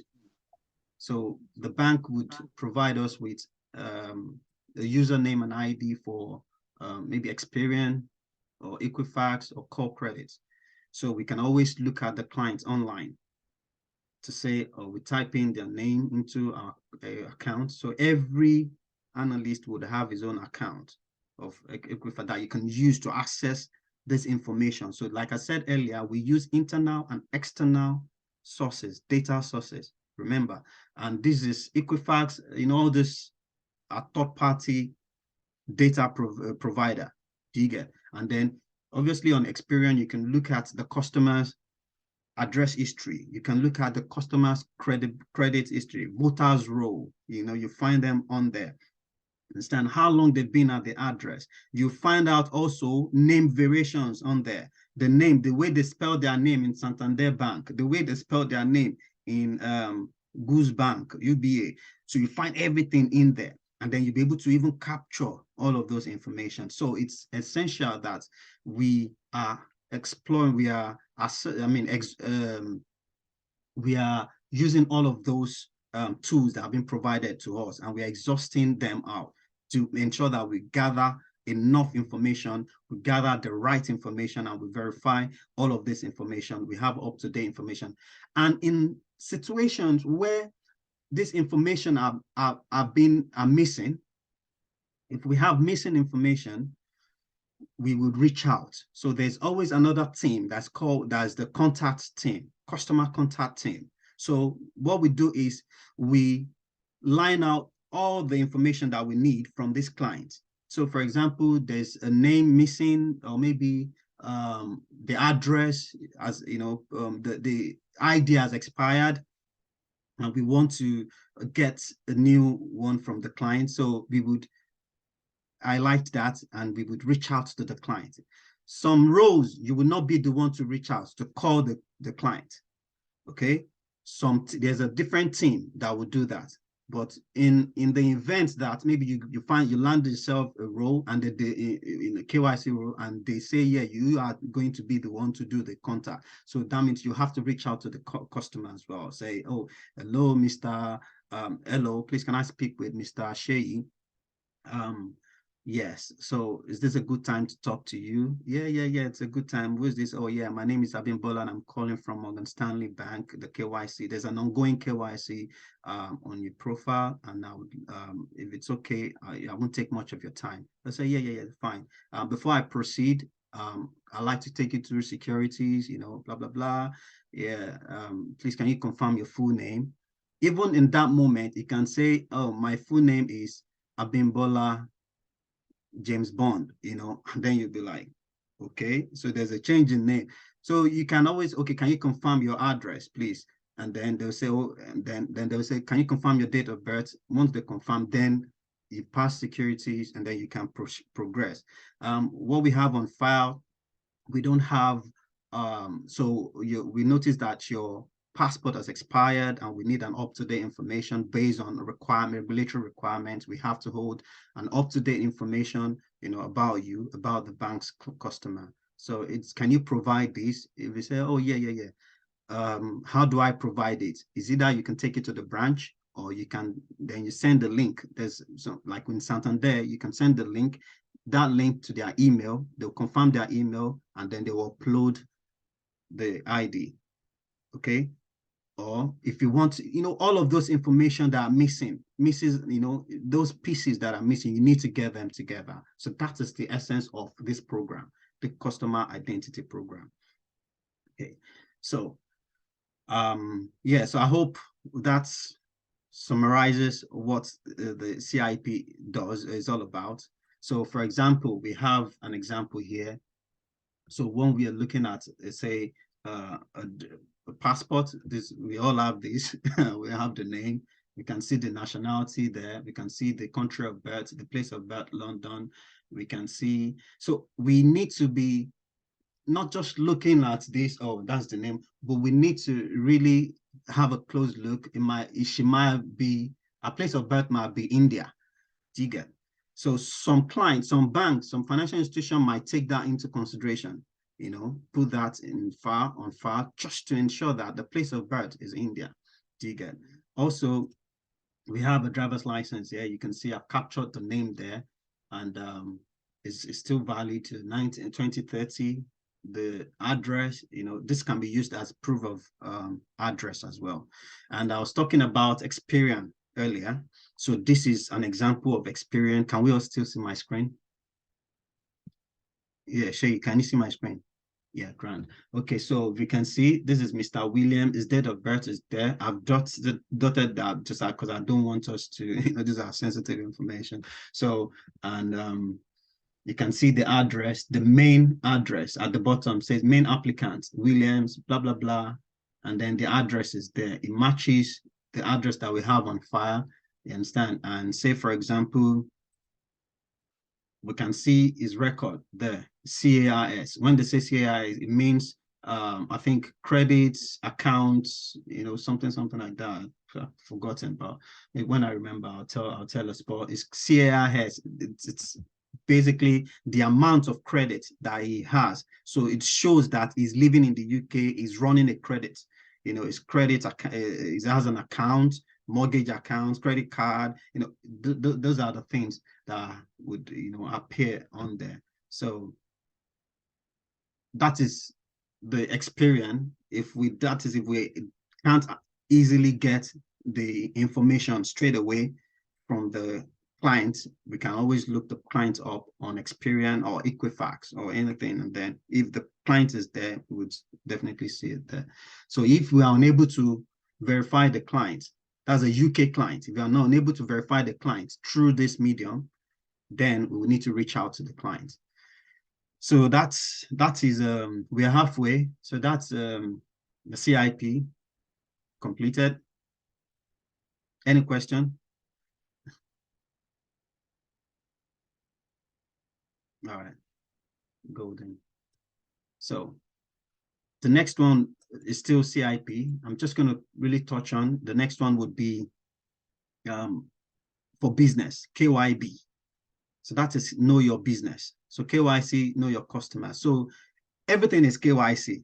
Okay. So, but when you're working entities, so some bank will tell you for KYC/KYB, you get. So just trying to ensure that. So, well, everything might be under the retail banking or so, but so this would depend on the entity type. So before you can carry out a KYB and you need to first get a picture of what the type of entity you're working, whether the entity is a limited company, a sole trader. That would help you know what you need from the client. That will help you get a picture of what you need from the client to verify the client. So it could be a trust, charity, club and society, or limited company. I hope that makes sense. So to verify, so what would you need? What information would you need from this entity? The information you would need would be, say, business name, trading name, the date of incorporation. Obviously, for an individual, you would know date of birth. So, but for date of incorporation, registration number or license, you understand? Because if you get that, you can easily use to verify them, maybe on Companies House or maybe on charity portal or something. So really, we're also looking at to get the business address.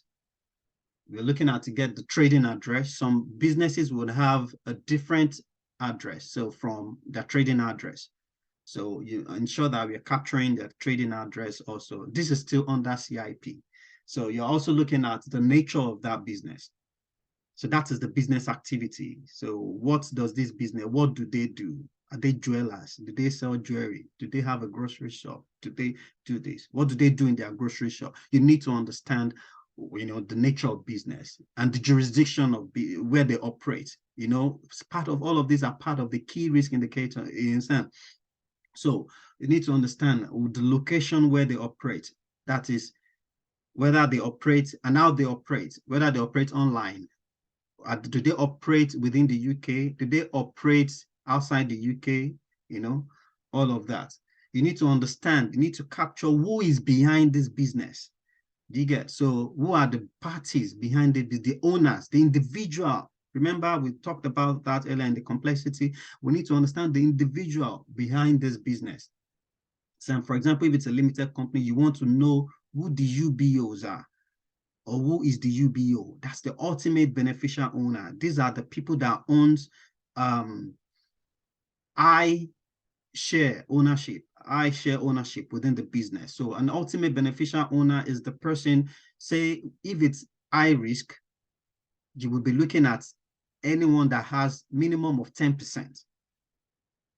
If someone has 10%, then you understand, you'll be classing them as the ultimate beneficial owner. You're looking at the intermediary beneficial owners of that company. Intermediary beneficial owners, I mentioned earlier in the complexity, when a business owns another business and it's owned by someone. So that business that owns that business is the intermediary owner. Okay, but the ultimate beneficial owner is the individual behind the business. Don't really too worry yourself about it. We're still going to go into that proper in our next class. That's the proper practical, but these are the key things. You're just looking for the individual that is behind, whether it's a director, whether that is behind this business, this entity. And how do we verify? How do we verify? So we can verify through their incorporation certificate. We can verify through their website, their name, their nature of business. You see, they write it on their website. This is our service, about us. If you go to their website, you see it there. Where they operate, it will be there, their address, who they trade with, who they provide their services to, whether within the UK or outside the UK. You get what I mean? So we would need to, and then the company's house is where we can use to verify them. The company's house is a public domain. It's a place where you can look up for the client, the entity. So it's a place where you can look up the entity. So that is that's another place you can use to verify them. So on company's house, I'll show us company's house, and also the registration documents, all the documents that they've used to register their business, the audited financial statements, utility bills, business utility bills, tax evidence, and all that, what's not. Do you get? So all of this, even invoice can tell you the nature of business because they'll write it there, provide supply, so that they are suppliers. You understand? So, and if they have any regulatory, there are businesses that are also registered under regulatory bodies. For example, if you have a casino, you need to be registered. If you are doing real estate business, you need to be registered under HMR. So all of those, you need to ensure you're capturing them. So this is an example of a business on company's house.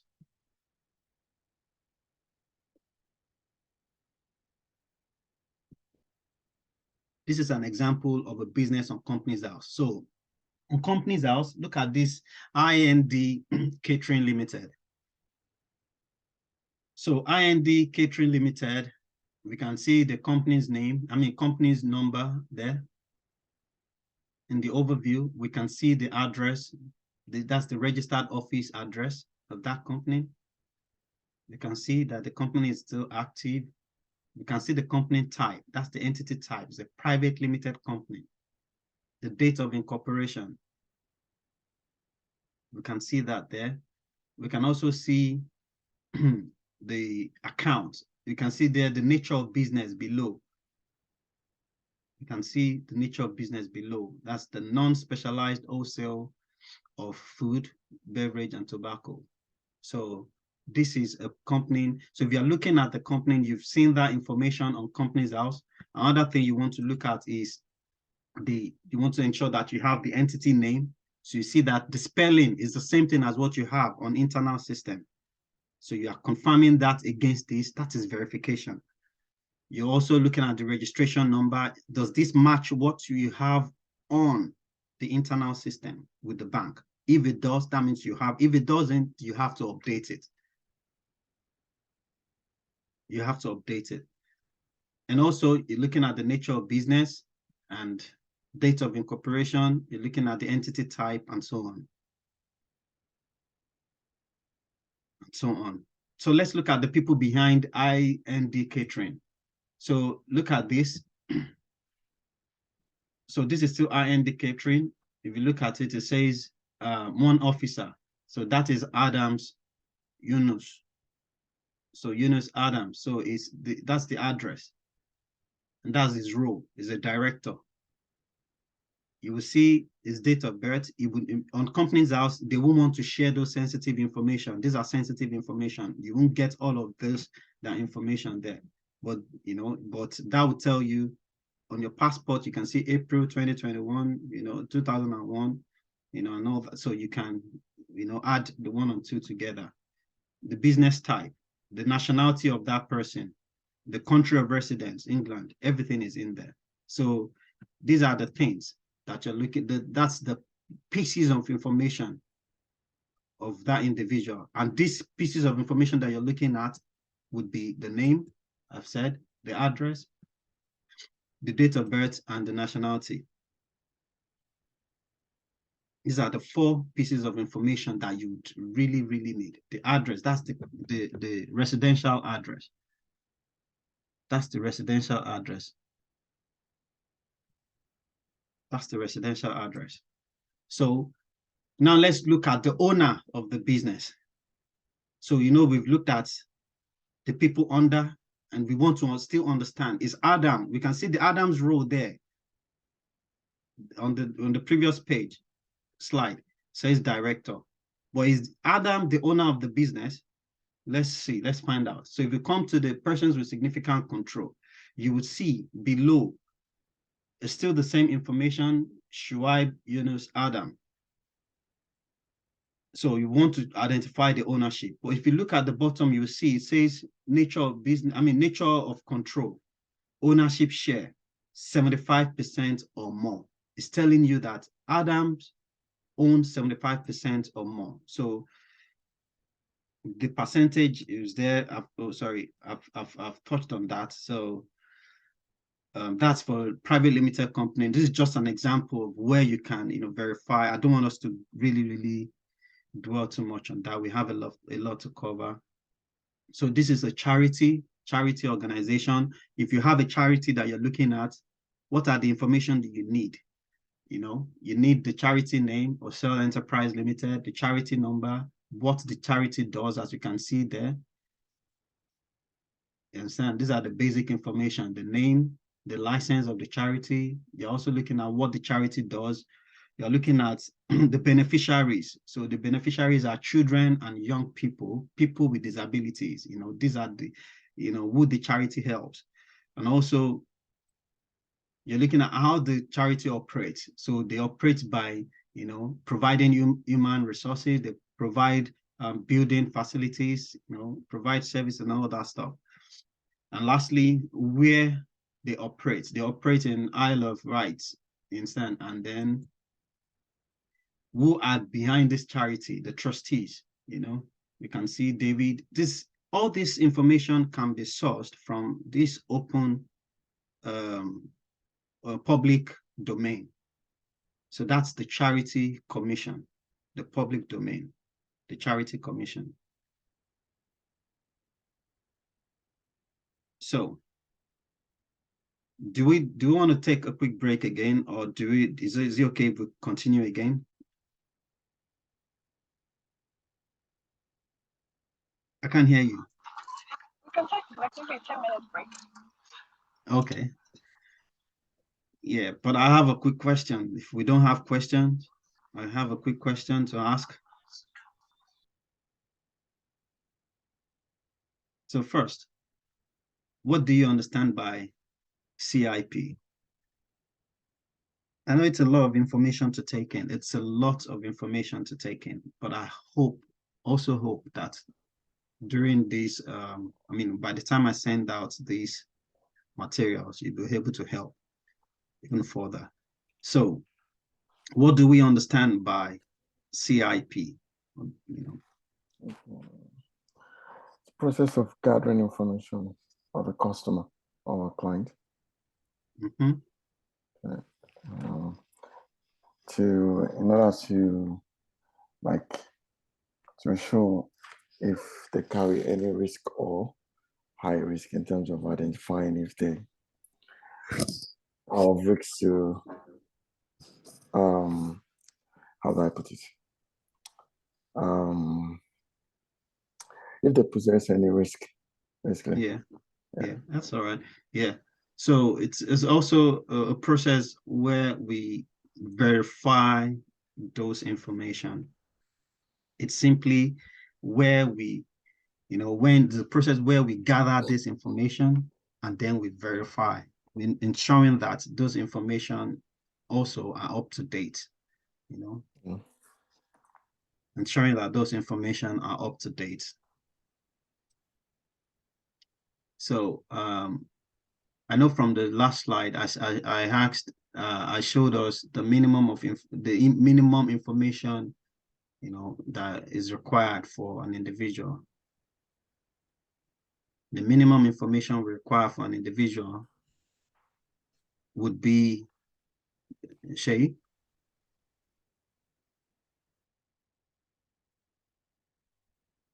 Hello, Shay.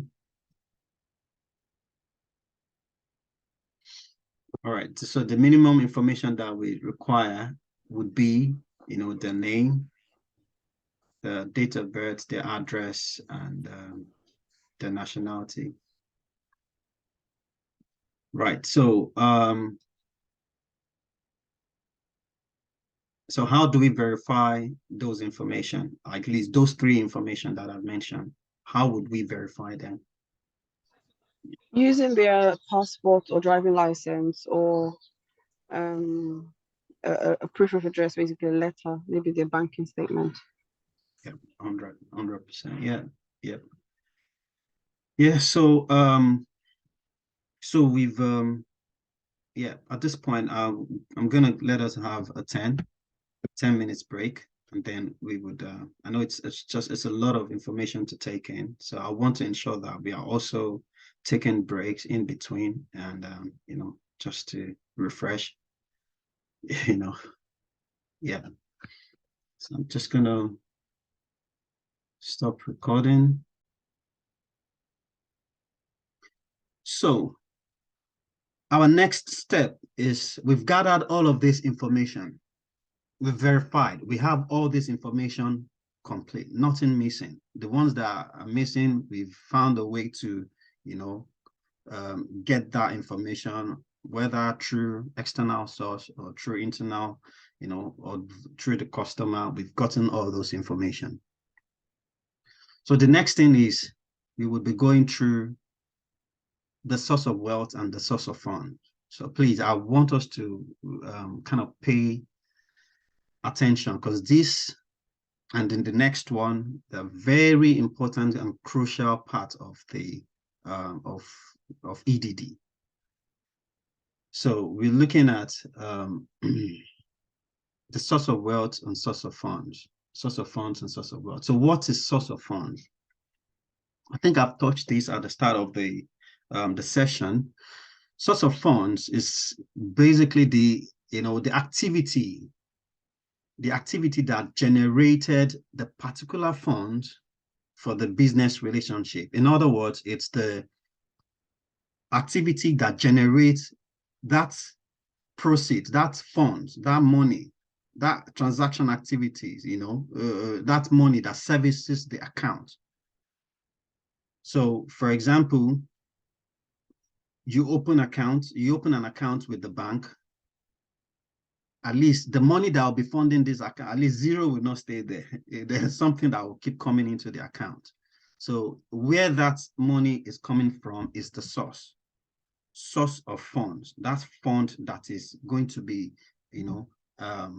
funding the account, servicing the account, that will be running the account, So it's called the source of funds.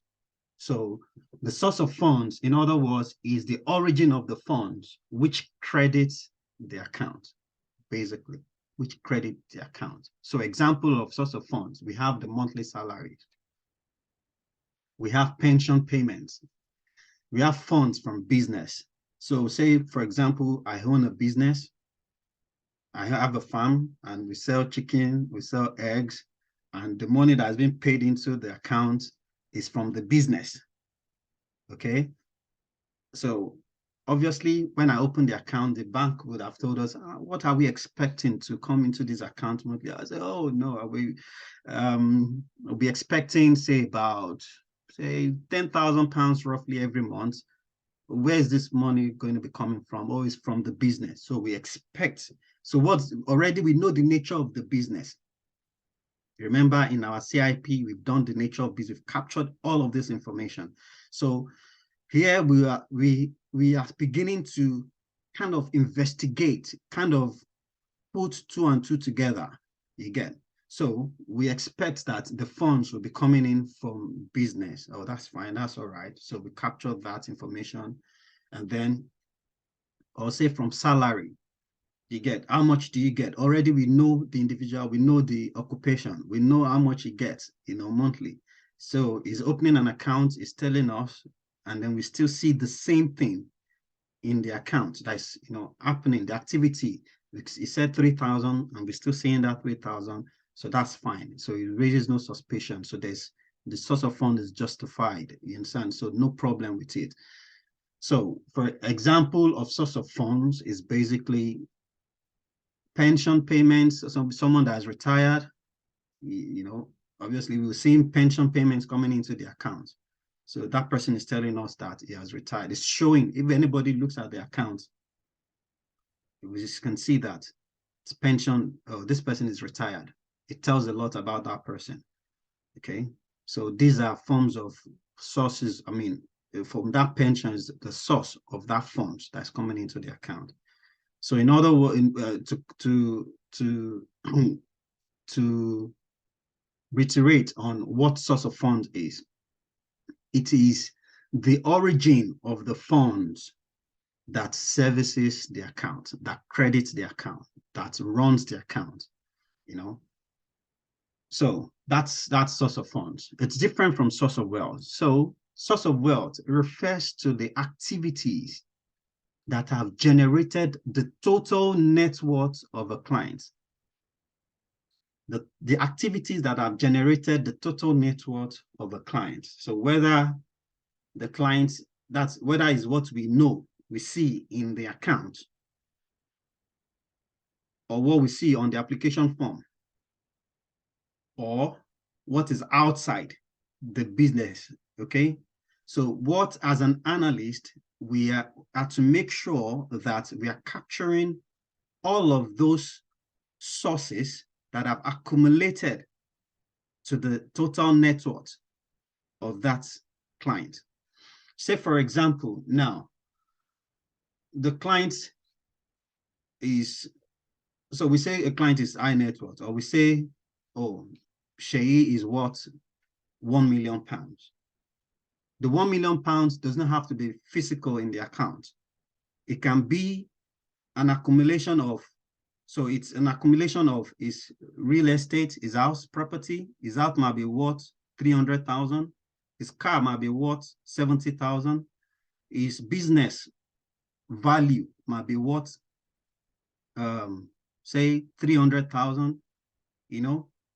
His investment portfolio might be worth 400,000.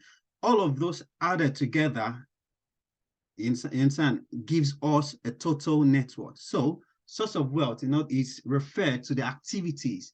That is the investment, the real estate, whether you inheritance, whether it's from your income or income over the years. You understand? Employment. So all of this can be, put together, is your source of your wealth. So source of wealth, whether like I've mentioned, so I'm just going to give us an example. So, okay, furthermore, so source of wealth, the activity which generates the net assets and the properties. This basically means the origin of the customer's entire body of wealth and accumulation of funds, source of funds. So, for example, what I mean there is, say, I work with Morgan Stanley, I earn, say, for example, 10,000 every month. So 10,000 every month, my bills, my everything, my insurance, everything, mortgage, everything cost me £6,000. So I'm left with £4,000 in the account. The following month, the same thing. That £4,000 continue to accumulate. Okay. So it's invariably it's telling us that that wealth, maybe over 10 years, £4,000 every month for 10 years is a lot of money. We can see that in the account. So we know that the source of that accumulation is employment. Likewise, let me show us further examples of source of wealth. Source of wealth could be inheritance. So inheritance, maybe, my dad died, he left me a house and maybe some money in the account. Those need to be considered when we're doing source of wealth. So we need to understand the proper source of wealth of a client. So if a client says he has a house or he has something worth £10,000, how did you come, and you say you are an analyst, and you have £10 million, worth of, assets, worth of money, worth of wealth. You understand? How have you come about? Oh yeah, I had inheritance worth 9 million, and we need to verify that. That is our job. We need to confirm that. How do we confirm? You understand? How do we confirm? Say if I have inheritance, how do we confirm someone's inheritance? Can you give us a copy of your father's will that they gave to you? Is there a grant of probate, a copy of it that you want to show us? Or is there a legal letter from your attorney, from your solicitor that you want to use to confirm to us that yes, that your wealth came from the inheritance from your father, from your mother, from your whoever. You understand? So we want to investigate that. We want to look closer into that. So if someone tells you it's a gift, we want to see when this money was paid. You understand? A gift can also be a source of wealth. Business ownership is also a source of wealth, because obviously over time your business must have given you, money, wealth. From your business you've acquired a lot of stuff. Okay, so business, and then that business, we look at the value of that business. The value of that business will be added into your total net worth.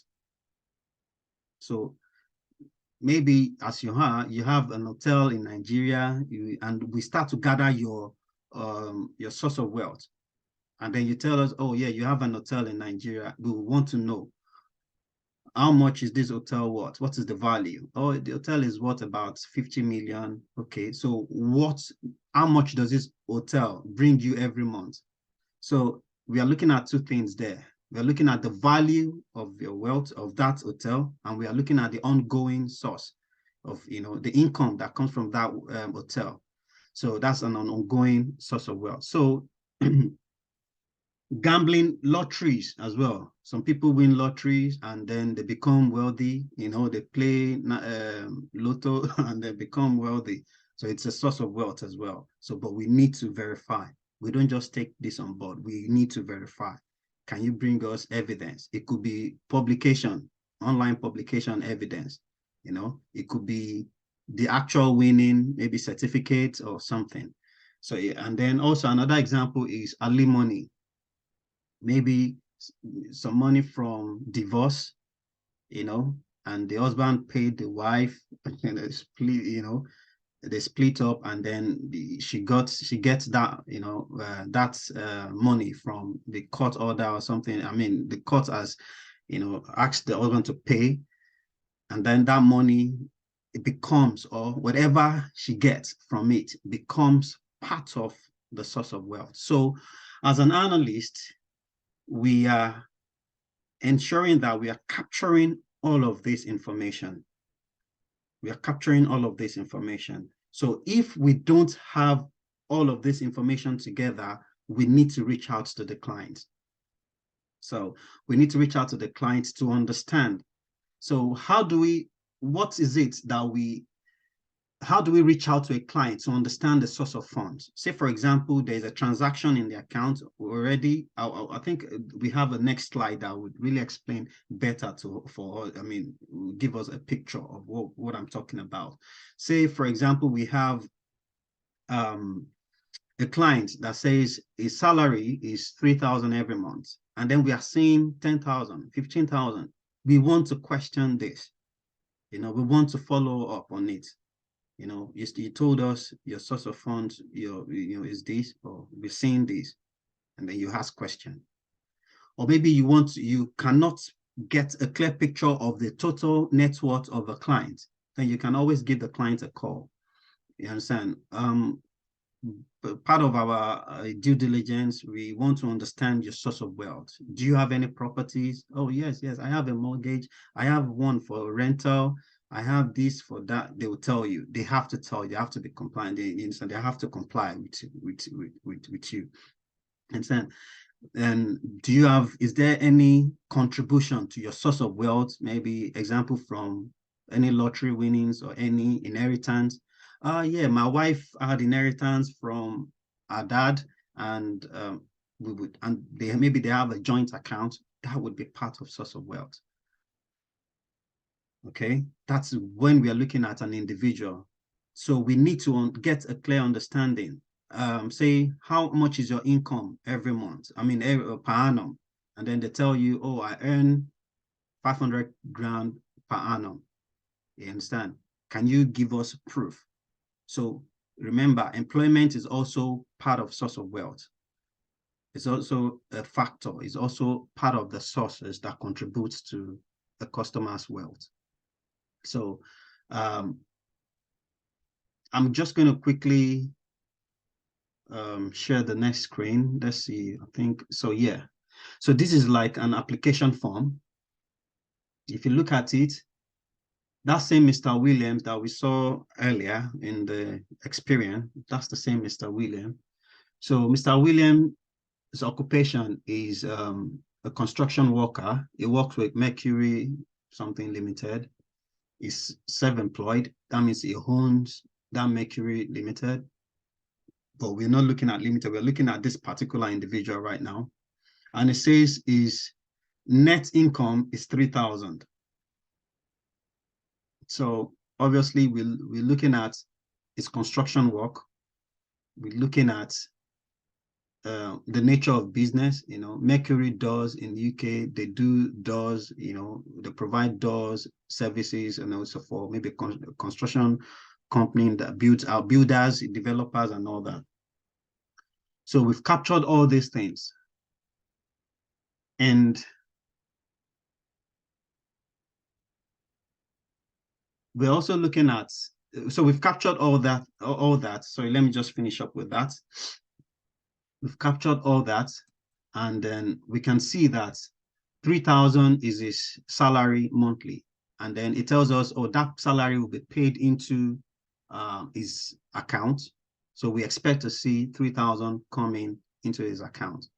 So, but if we start to see more than 3,000, or we see some other money coming in, it's not like we are going to straight away ask questions. We want to see who sent that money into the account. If it's from ABC Construction Limited, it is plausible that he has provided a service to them. It is plausible that he has provided a service to them. So that's all right. It's not a red flag. I think I'm going into transaction analysis now already, but that's not a red flag. But what we're saying is the funds that service the account, we just need to understand the source of that fund. I don't know if that makes sense. We need to understand the source. So if there's another source coming in, of funds coming in, I mean, there's another fund coming in into the account from a different source and not Mercury, but we can see that it is another construction company, it's plausible that he has done a job for them and they're paying him. So what I'm saying here is we need to get a clear understanding, a clear picture of the source that funds that account. So in the application, it told us it works with this, it works with that. This company, we know the nature of business. This is the amount that it earns and it's coming into the account. So we have a picture, an initial picture painted by the customer, but we need to understand the source itself. We need to understand that, okay, yeah, this matches what we are seeing in the account. So the source of funds is justified, nothing. Another thing that we want to look at is the source of wealth as well. So if you look at this example that I have here, it says here, it says your home property value. This person has mentioned on the application form that they have a home that is valued at £350,000. Okay, so we would take that into consideration, that the current value of our real estate is 350. So we would add that into any other source of wealth that we've gotten already. Hope that makes sense. I hope we understand, the difference between the source of funds and then the source of wealth. Yeah. So the source of fund is what services the account, what comes into the account. That's what. The source of wealth is how that person has accumulated all of those wealth together. How? Is it through investment? Is it through inheritance? Is it through gambling, winnings, and all that stuff? So it's how. So we hear source of funds. So it is what's coming into the account. Source of wealth is how this person has accumulated, whether what's in the account and every other wealth that he's got. The total net worth, how he has accumulated the total net worth. So the next slide here is another example of someone owning, business ownership. So here it says the property value is 800K. So we would take that into consideration, and then we would, I think, oh yeah, sorry, I must have dragged something in there. Yeah, so we will look at, if you look at the bottom that I circled here, it said, are you a director or partner of the business? He said, yes.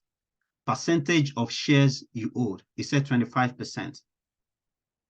So if we look at the value of that business, you understand, maybe through phone call, we want to understand, fine, you said you have 25%. We want to understand the value of your business, as in the total approximate value of that business. And then, oh yeah, our business is, or maybe we can even find that on the financial statements. You will see, it will tell them this is the money they own, the bank money, I mean, what they have in bank, the assets, everything will be there on their financial statement, annual statement.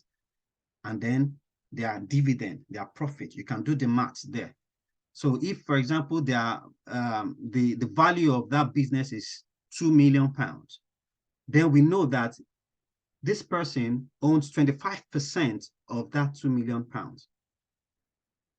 So that 25% is considered, whatever it is, whether it is 500K, is considered in his source of wealth, in his total net worth.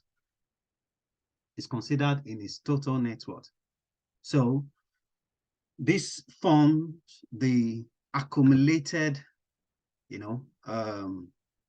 wealth, total accumulation of all the wealth that he has, whether we know within the bank that we know, maybe he has a mortgage with the bank. We already know that. We know that in his application form that and then what it has outside. Yeah. So that covers off on source of wealth and source of funds. Is there any question?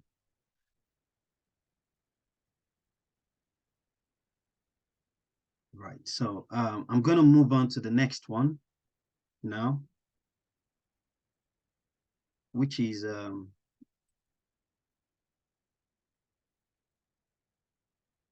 transaction analysis. Can you still see my screen, guys? Yeah. So transaction analysis.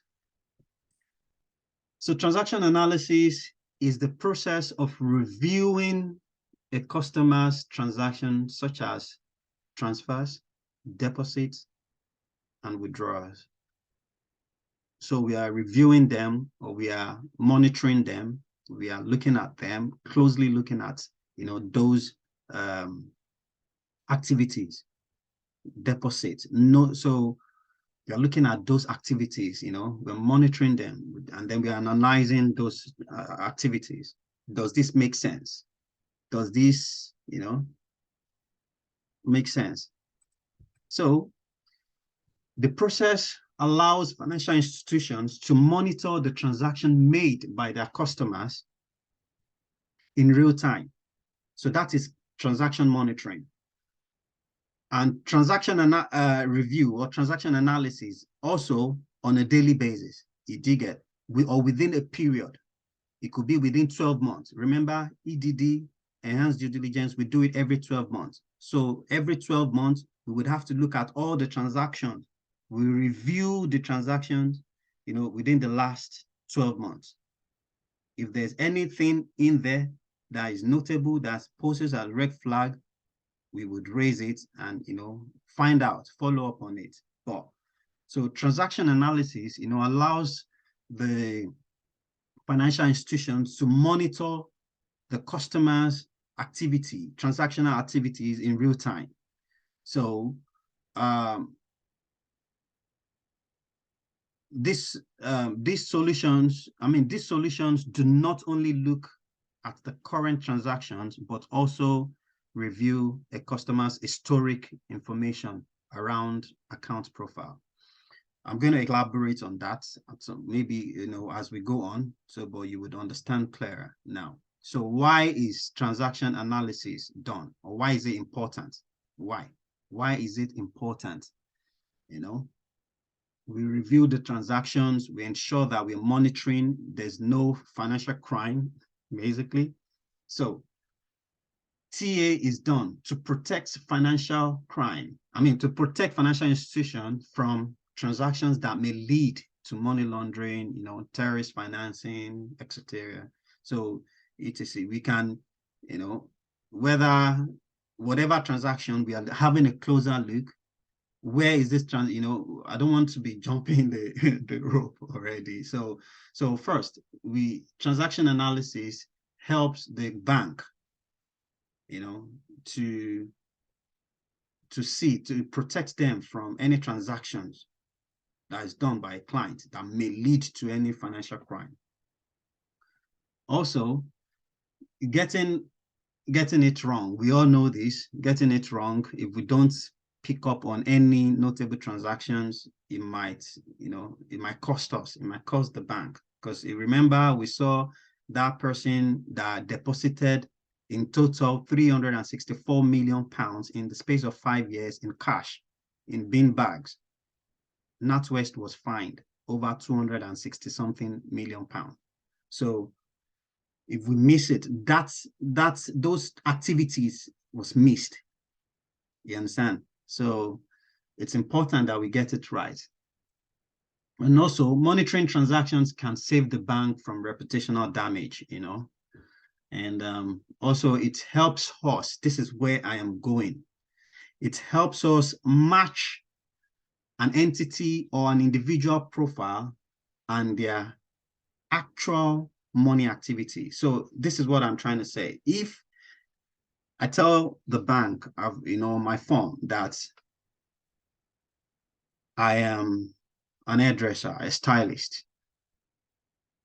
I expect to have the activities that will come into my account should be the activity that will match my profile as a stylist. But what if I'm now seeing activities of a car dealer, a car seller there, someone buying cars, 10,000, one payment, 6,000, 34,000, 20,000, then it does not match my profile. So in the previous application form that we saw earlier, the man said is a construction worker. He earns 3,000 every month.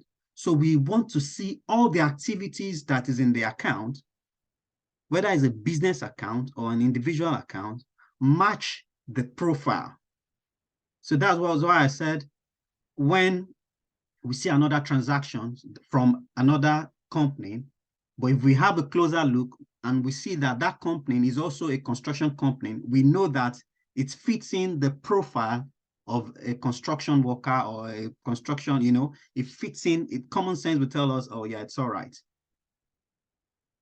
Do you get what I mean? So it's pretty much helps us to match the customer's profile that we have on our application form with the actual activities that we are now seeing in the account. So if just to ensure that it fits the customer's profile. So that's why transaction, transaction review or analysis is key, is important as well. So lastly, a single transaction may not raise concern. It may not raise concern. However, through transaction monitoring or through transaction review, we can identify multiple transactions that becomes red flags. For example, you see if someone steals your card, they won't want to just buy something of 1,000 pounds. They'll first sample it with 10 pounds, in unusual place, unusual websites. Maybe they'll buy games. But this person does not buy stuff like that. Or maybe on poker website, they'll sample it. And then if that goes through, then you now see another one, 100 pounds. And then you now see 1,500 pounds, So those are trends, unusual trends. So a single one might not be a red flag, but multiple transactions will raise concern. So the single one that first happened may not really give you concern. But when you start to look at the trend, you see that this is unusual. You get? So those can prove, can pose, as a red flag, and then you can pick that up within transaction. So transaction review or analysis or monitoring would help you identify all of these, transactions. So it can be as a sign of terrorist financing. Maybe they've paid some money, someone that does not work, it doesn't work. They want to use the person as terrorist, as terrorism, and then they pay money to him, they pay another one. You understand? We can trace it, especially when that jurisdiction where the money is coming from. Remember, jurisdiction is a key part of the key risk. So the jurisdiction where that money is coming from. We are going to look into it in details now. So or maybe human trafficking, those that have been trafficked for maybe prostitution or something, when they collect the money, they go and remit it, collect, remit, collect, remit. What is this person doing for you? You understand? So we need to have a follow-up, have a closer look at it. You understand? So let's look further. So general process, so different organizations have different approaches to transaction monitoring, transaction analysis, but I'll just stick to transaction monitoring. So it's actually based on their risk appetite. I think I've said that earlier. So some might say we want to look at the entire account from the time of inception, and all that. So, but generally speaking, we are going to look at it from a general point of view. So first, all transactional accounts are being reviewed. And this includes current or deposit accounts, mortgage accounts. Some will tell you there's no need to look at mortgage accounts, but generally speaking, we are looking at transactional accounts. accounts that can be used for transactions. Some people will take mortgage and then they will just pay lump sum into their mortgage. That lump sum is from maybe from somewhere. We want to look at it. Where did that money come from?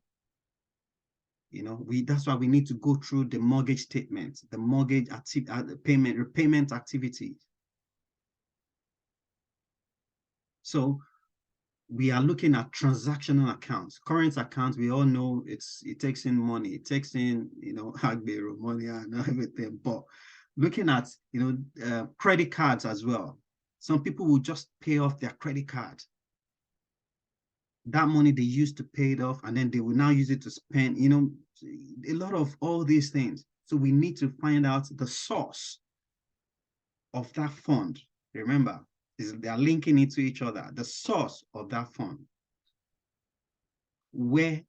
Because we know the profile of the client from our CIP, we know that activity does not match the profile. Do you get? So we need to find out the source of that fund. Okay, so I hope that makes sense. So another thing that I want us to touch on is, so the transaction analysis is done for maybe 12 months. So for example, maybe we have an existing client that has been a customer of the bank for 5 years. We are looking at every 12 months for enhanced due diligence. Remember, we are doing enhanced due diligence right now. So for 12 months, we are going to look back the last 12 months, the activities that this fella has, carried out on his account or our account. Is there anything there? So some bank will tell you, look 12 months, look at 24 months. Some will tell you can look far back as their inception, the date they joined the bank. It's there, available there for you. You understand? So, but usually it's the last 12 months, because remember, the last 12 months, they've reviewed it. So they've checked for the previous 12 months. So you are checking 12 months. Although there are some things that maybe the last 12 months they've missed. It is your due diligence, your due duty to capture anything that's previously missed. When you're doing your own job and you're looking at 12 months and you see that, for example, I was checking, because I'm a QC, and I check cases for the analyst has done. So this case came and I was checking it, the analyst did not look at it. So this man has £1 million sitting in his Santander account since 1999 or 2001. So, but what he does is he will move them. Maybe after 1 year, we'll move from one account, you open another account and move it to another account. So we don't know where that money originated from. We just noticed that in his current account, there's over £1 million there.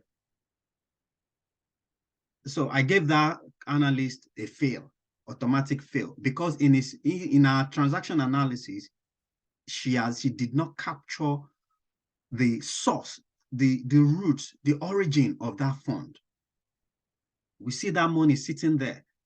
So then I started to look at the account. So the man transferred 99,000, 99,000, 99,000, 99,000, 99,000, from one account, savings account, into his current account. So I went back into his savings account. How did that money, arrive in his savings account? I saw 99,000, 99,000, 99,000 over a year ago. So I started tracing back. The money have been in the account. It's just there. But it was accumulating. It started from maybe around 900 and something, and then it was accumulating over the years. So it became, I think, over 1,080,something thousand. So it was there.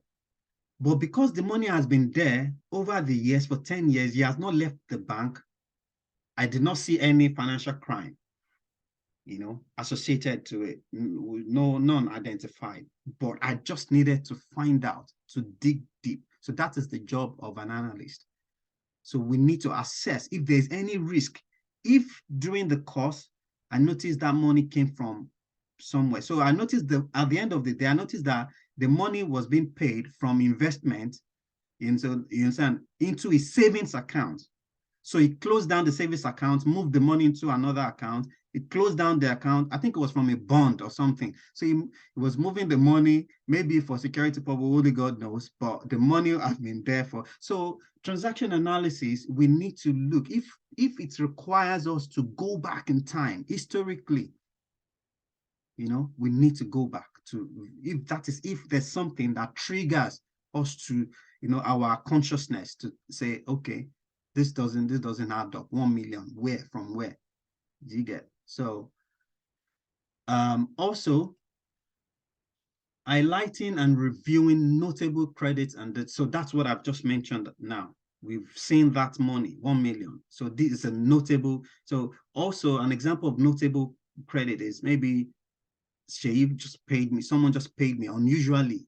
My accounts that in a month, what goes in and out of my accounts doesn't pass £2,000. But this month, I've just noticed £10,000. This is a notable transaction that needs to, get a closer look, that needs, that closer look.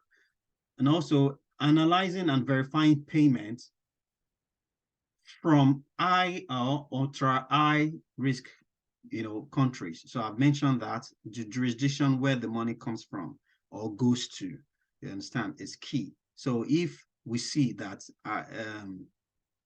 there's money from me going to, I'm trying to look for an example, Gokada. We all know Gokada is in Nigeria, you understand? And I see Gokada, I can't, Gokada in the UK. All right, let's see. And then I look Gokada up online and I see that it's in Nigeria. So I noticed that Nigeria is a high-risk jurisdiction. I would ask question, you see, or maybe if I don't know if anybody can say any Russian company, or maybe we know any Russian company within the transaction. You understand? Russia is currently on UK sanction list. You understand? So banks will try to avoid anything sanctioned. So anything beyond high risk is sanctioned. So any country or entity or person that has been sanctioned, the bank will eliminate immediately, exit the customer. No two way about it, because they don't want to be involved in any sanction. And I think I forgot to mention that in the risk rating. Apart from those 3 risk rating, those are the normal 3 risk rating, there's also sanction. So sanction can be placed on individual, can be placed, I'm still going to touch on sanction in our screening.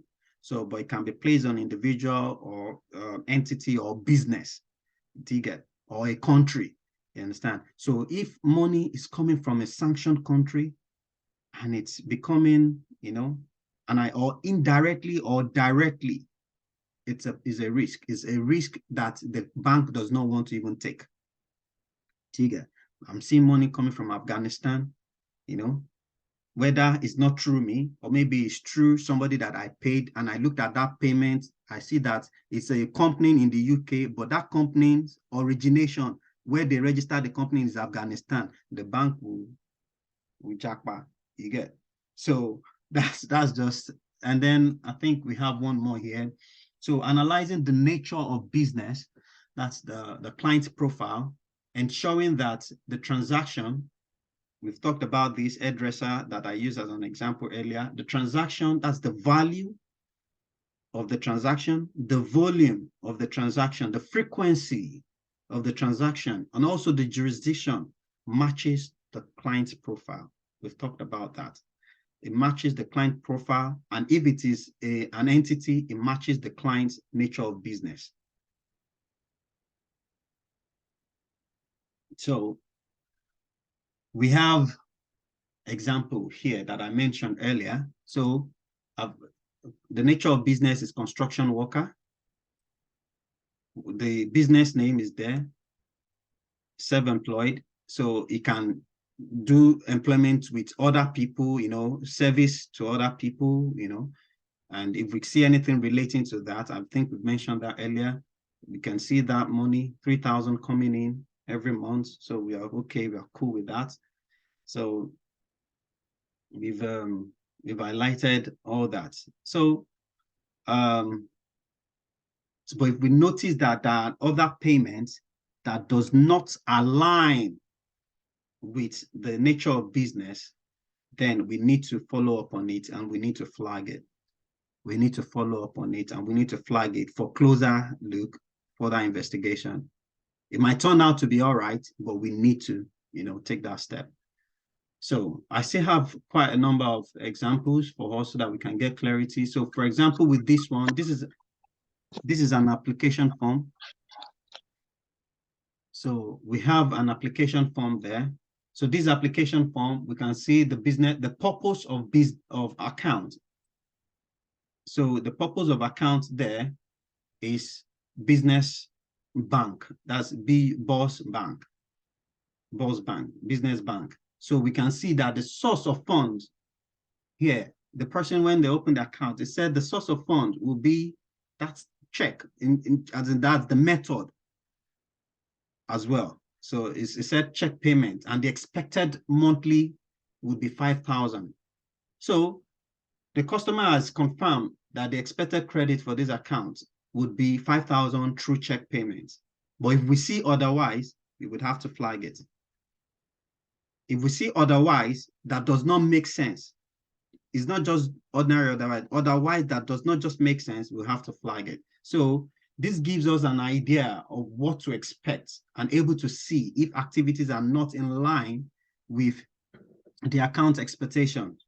So the bank can assess if there is any risk in the actual activities and if we can mitigate or avoid it. To avoid it means to exit the customer.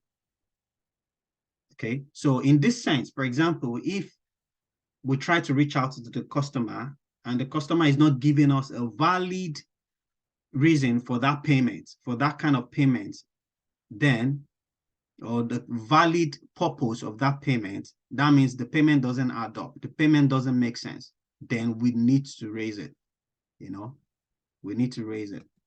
So we have further examples like, so on suspicious activity, suspicious transaction.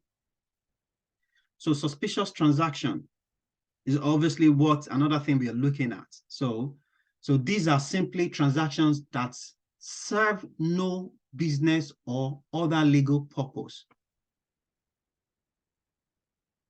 for which available facts provides no reasonable explanation. No reasonable explanation. That's what I've mentioned earlier. Maybe we try to reach out to the customer because it doesn't fit into the customer profile in terms of nature of business or what the customer say it does or she does, you understand? And then we try to call the customer, say, we noticed this transaction on so date. Please, can you tell us what this transaction is all about? Do you get what I mean? So, and the customer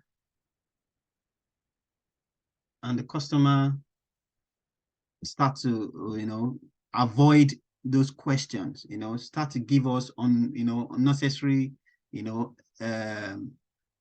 explanation about the money, that's a red flag. So I've said, so another thing that I want us to look at is a given action, that is what is happening in one account might be normal, but that same action, if it's happening in another account, might be a red flag. This is what I'm trying to say here. So a given action might be deemed suspicious or red flag if it occurs within one account, while the same transactions activity would be considered normal if it happens in another account. This is what I mean. So for example, it might make sense for a petroleum supplier to receive $100 million through wire transfer from maybe foreign company. So it might be plausible. But if the same wire, 100 million, comes into an account of a local non-profit organization, a charity organization or something, it's a red flag. So it just requires, a bit of, intuition, to have a clear understanding, attention to details. So trying to understand the nature of business, because we know that we can use that and tailor that into what we're currently doing in terms of transaction monitoring or activity. So I think I have further example. Yeah. So, all right, I think I further buttress on this. Generally speaking, a financial transaction might be deemed suspicious if it is unlike any other activities. That is notable if it is unusual on the account. And I think we've given examples of that. I won't draw too much on that. So, for example, with this one, an individual making a sizable down payment for their first home is an activity that is unusual, but not malicious, not illegal. You understand? It's just their first payment on their account for their house. So they've never bought any house before. We've never seen that activity on their account. You understand? They've not gotten any of this payment. I mean, before that activity has not happened in their account before. So it won't be malicious, but it doesn't mean we won't look closely into it. So because they've made a down payment from that account, we've seen maybe £30,000 out of their account. So we want to know. So it's not just like we would say or maybe we've seen there to HSBC mortgage. It doesn't mean we wouldn't have to look at it. Okay, so pretty much it's transaction analysis. When we notice anything unusual, we would raise it. And remember, there's always the SAR report there. So I have questions. Or do we have any question? Do we have any question? Because we've covered a lot. We've covered source of wealth, source of funds, and we've covered transaction analysis or monitoring. I don't know if we have any questions or if there's anything you want me to touch on again.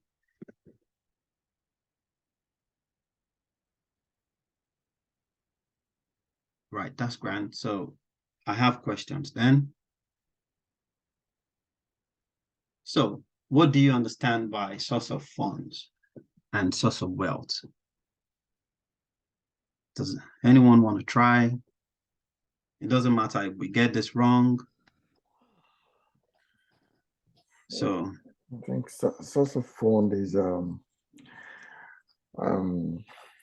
fund, like I put it in terms like my monthly wages or transaction that comes into my account. It's kind of like it's a fixed. not fixed. Not fixed. No, not fixed, but yeah. like I'm trying to. So funds, basically source of funds. So it's funds that comes into the account, whether regular or irregular. So we are trying to understand the source. So the source of funds that services, the account. That an example of source of funds could be funds pension, that comes in. Yeah, exactly, from pension, salary, salaries. Yeah. Remember, your salary can change. You might go on holiday and not get paid, full. So it doesn't matter what amount. It matters what amount. Don't get me wrong, but we're looking at the source. We want to understand the source. So it's pretty much the source of the activity in the account. The funds that runs the account. So we're looking at the source. That's more like the capital. Is that it? No, not the capital. No, so we're looking at the account, the runnings of the account. So we are looking at the source of the runnings. So all the activities that happens in the account. So whether we gave an example of that man that when he filled the form, he said he's a construction worker. He earns 3,000 every month, and that money will come into his account, which is all right. So, but he's self-employed, and we can see other funds coming into the account from another business. However, the business is also a construction company. So it is, we got a closer look at it, and we found out that it's plausible that he has done construction work for them. for that company, because that company is also a construction company. So it's plausible, it makes sense. So what we're trying to identify is the source of that funds that comes into the account.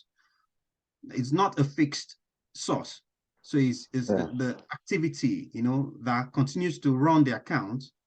Maybe it could be maybe my son's account, he gets funds from me, he gets funds from auntie, he gets funds from, we want to understand the source of that. And if we need to, if it's beyond, if he raises eyebrow, we want to know, can your auntie confirm they gave you this money? All that stuff. Do you get? So that's what we're looking at. If, for example, the payment, the company does not say construction company, do you get? And then he received that payment, maybe from an IT company, and it tells us, oh yeah, I did their doors, their windows. We can ask, because this is an IT company, can you provide evidence? Then they will provide invoice or contract of service, contract that they signed when he was doing the service, or invoice, So that's the way we would verify the source of that fund. I hope that answers, that makes sense. So what do you understand by the source of wealth? Source of wealth is the inheritance. No, I'm not saying example. Is it like what? I try to no, put it in just okay, it's like Can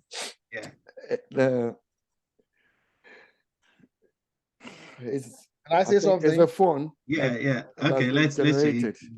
Yeah, exactly. Generated is another word. So it's activity of funds that was generated to start the business. No, come again. Sorry. The activity of let me read it. Source of wealth is the activity that have generated the total net worth of the client. Of the client, yes. Of the client's business. Not business. Business not business alone. Okay. So, all right. Okay, so I'll go again. Yeah. Just like William said, it could be inheritance, it could be business ownership. Exactly. So those are examples of source of wealth. Yeah, okay. So, but when you look at, let's say, I'm just going to use myself as an example. Shayi, you know me closely. Let's say I have a business, I'm into construction and I have a farm. Yeah. You get, and I also work here. Exactly. So let's now say they are looking at me, they're trying to understand my source of wealth. So we are not just looking at what is going on in my account, how much I have in my account, but we are looking at how did it generate? How have I generated? If they say my total net worth, so how would you come about my total net worth? You need to understand, what is my business worth? What is my construction company worth? Is it worth £100,000? Is my farm worth £50,000? It's just an example. That's 150. My house, is it worth £300? 300,000? That is about 450. Do you get? My job here, we are looking at, say I'm earning, let's just say 50K per annum. Do you get? So we are not looking at 50K per annum, because obviously I will spend out of it.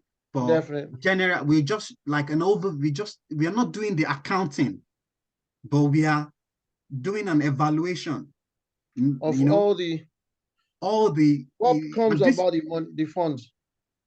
Come again. Everything that comes about the funds. Yes. So everything that it's not just fund. It could be, remember, I have property. Yeah, like so assets. Everything that makes up the total net worth. So we've gotten, okay, your asset is this, your this is that. Everything together is worth £1 million. So how is £1 million? How have you gotten a total net worth of £1 million? Or I've gotten it through my business ownership. I own a business that is worth this. If the business, I'm not the only one, I have a shares in that business. Maybe I have 50% of the business. So if the business is worth £1 million, that means I own £500,000 worth in that business. I have real estate, my house, the property that I live in, residential, is worth this. So all of those come together. Or maybe inheritance as well is part of it. Oh, I inherited 50,000 from my dad in 2020, and now the inheritance has accumulated to 55,000. All of those put together is what is called source of wealth. Mm. Do you get? So Yeah. all of those put together, it's not just in 1 year. Over time. Over time. So it is how you have accumulated your total net worth over time. Yeah. Your history in terms of wealth, how you've done over time with wealth. And we are assessing risk in between it. Remember, is there fraud in between? We are looking at it. If it makes sense, okay, you collected inheritance of 100,000 from your dad in 1990, and now 1990 to now is like loads of years ago, like over 30, you understand, years ago. You understand? Now we are looking at what is the worth of that 100,000 now. Now, as at today. At today. So if that has accumulated to your wealth, we would be mentioning that. So your source of wealth is the accumulation of all the activities that you have been into, you have been doing, investment, this, that, business, that, over time, accumulation of the, of it. That's what makes up your total net worth. So your source of wealth also includes what is going on. So for example, for a business, if you are looking at the source of wealth for a business, I'm going to go into that. I just want to touch a little bit on business source of wealth. I intentionally did not touch on it because I wanted us to, in the next class, when we are treating a company, we can touch on the source of wealth for the company. But I'm just going to quickly touch on wealth. So the business did not just start itself. Yeah. Someone started the business. How did that someone, get the fund or whatever to start that business? So we are going to look back historically at what's accumulated. I mean, what's, the initial capital that started that business. And then we are going to be looking at the ongoing source of wealth, how that business over time has accumulated its current wealth, the business itself. The business would have maybe 3 buildings in London that their offices, they have cars, they have these, they have how they have accumulated odds over time. What is it that they are doing that have accumulated? Maybe if it's a charity, we know that people, they get money through donations. Do you get? So if it is like a business limited company, we need to understand the nature of business. We need to understand how they, their revenue and all that. So we will see all of those within their financial statements. I don't want it to complicate things too much, but basically the source of wealth is an accumulation. I mean, the activity that are accumulated, into your total net worth. Simple. So source of fund is what is coming in, what is coming in and going out. Source of fund is what is coming in. You understand? The source of wealth is how. You understand? How you've accumulated maybe your account balance, for example. You understand? But remember, it's not just fund. Asset is included in wealth. Yeah. Business can be, you understand, all of these things. You might inherit assets and not just money. You remember? So all of this put together is what is called your source of wealth. Okay. I hope we've been able to dissect that. Yeah. So we've given examples. I don't know if you still want to touch on examples of source of wealth and source of funds. We've talked about lottery funds. Lottery, winnings. Yeah. So even pension can be source of wealth. In some people can get pension payment that is huge, or maybe even compensation, maybe from accident compensation. A lot of people just get paid. Alimony, we've talked about that. From divorce and all that. It could be gifts from some uncle. I wish I can get one uncle that'll just remember me and just bless me. I'll do now. So, but all of these are examples of source of wealth. Yeah. Examples of source of wealth. So another question is transaction analysis. Explain what, in your own word, what you understand by transaction review or analysis. Sorry, I'm putting you guys on the spot. Without looking at the book, yeah? No, you can, but I want it in your own words. If you read it out, that means I have my screen. I know what I read it back to you. So, boy, yeah. Yeah, activity of transactions in real time.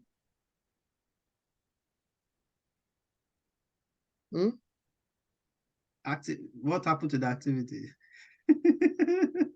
Like the how would I put it?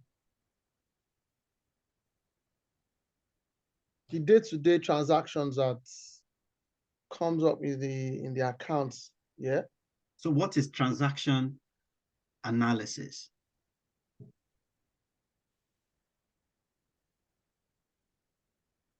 Transaction analysis. Yeah.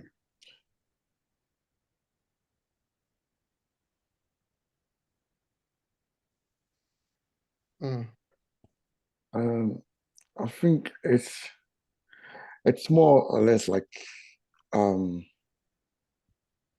let's say reviewing the background of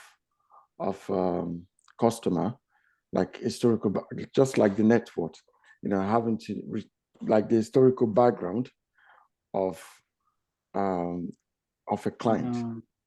No, not the historical background. No. Okay, so transaction analysis. Yeah, you want to try again? Yeah. Someone is saying something. Florence. Yeah. Can I come in? Can I answer that? Yes, welcome on board. Yeah. It's like reviewing customers' transactions, like the transfer, the deposit, the withdrawals, anything that happens in the account. Yes. Yeah. It's just that's just it. That's just it. So I said the day-to-day transactions. You didn't say anything. No, you didn't say it's like reviewing it. You just said transaction analysis. You just said the day-to-day. You didn't say reviewing it or analyzing it. I didn't mention the keywords. Yeah?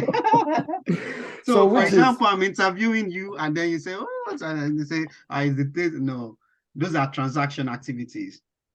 Yeah. Which one is transaction activity? Say again, Williams. So which one is the historical whereby you check a client's account profile? Is that? Yeah, that is what we do in transaction activity. I mean transaction analysis. All right. Yeah, those are part of the things. The part of kind of measure what we do, depending on the bank's appetite. We look back historically on the activities that's happening in the account. Transaction analysis or review or monitoring is, analyzing or reviewing notable transactions, transactional activities within the account. You get so we are analyzing these transactions, ensuring that the actual transaction activity matches the profile that we have for the client. All right.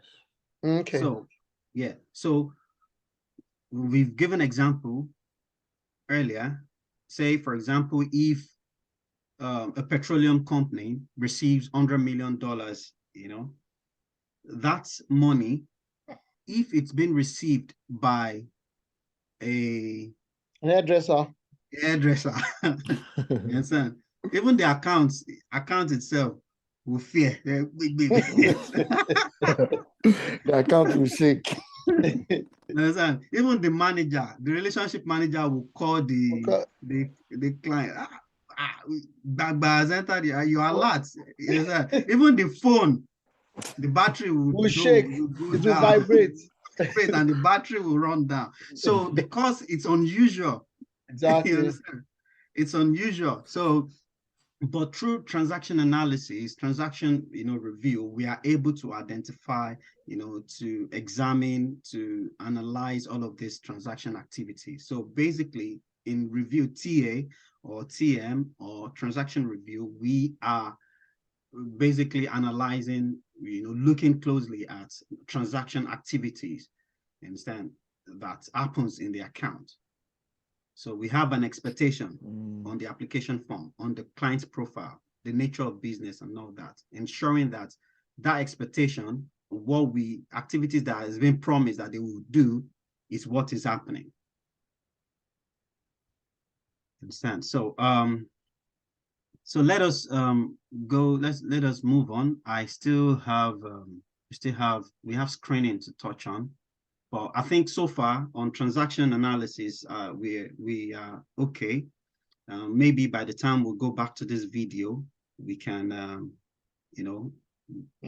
get more clarity. Pick it up from listen. Yeah, we can rewind forward, rewind, play. Listen to it over and over again. So yeah. So the last part is screening. So we've talked about the CIP. Remember, and if you look at it, the CIP, if it's completed, it would help us to complete the source of wealth, transaction analysis, and all that. Because if we don't have the real name of the client, if we don't have the location of the client, if we don't have the nature of business, if we don't have, all of this information, you understand, the occupation of that client, if we don't have those information already, we will not be able to easily understand the source that is funding the account. We will not be able to have clarity on the source of wealth of the client. We will not be able to pick if there is any red flags within our transaction activities. So the CIP is as important as every other stage, but it's key, is what drives the others. So if we have correct information, up-to-date information, we can always easily complete our duty as an analyst, when it comes to source of wealth, source of funds, transaction analysis, and screening. So with without delay, let's go into screening. So screening, we've mentioned at the top. Screening, we have 3 different screenings that we carry out. I'm going to show us systems that we use, at least one system that we use for screening. So screening, we screen for adverse media, we screen for sanctions, and then we screen for PEP. So PEP is key. And remember, we said PEP, political exposed person. So, because I know, Shayi, you were doing this. So we screen for sanction. Sanction is where, for example, Russia, Cayman Island, all those, there are countries that are under the sanction list. There are even individuals that are on sanction list. There are businesses that are on sanction list.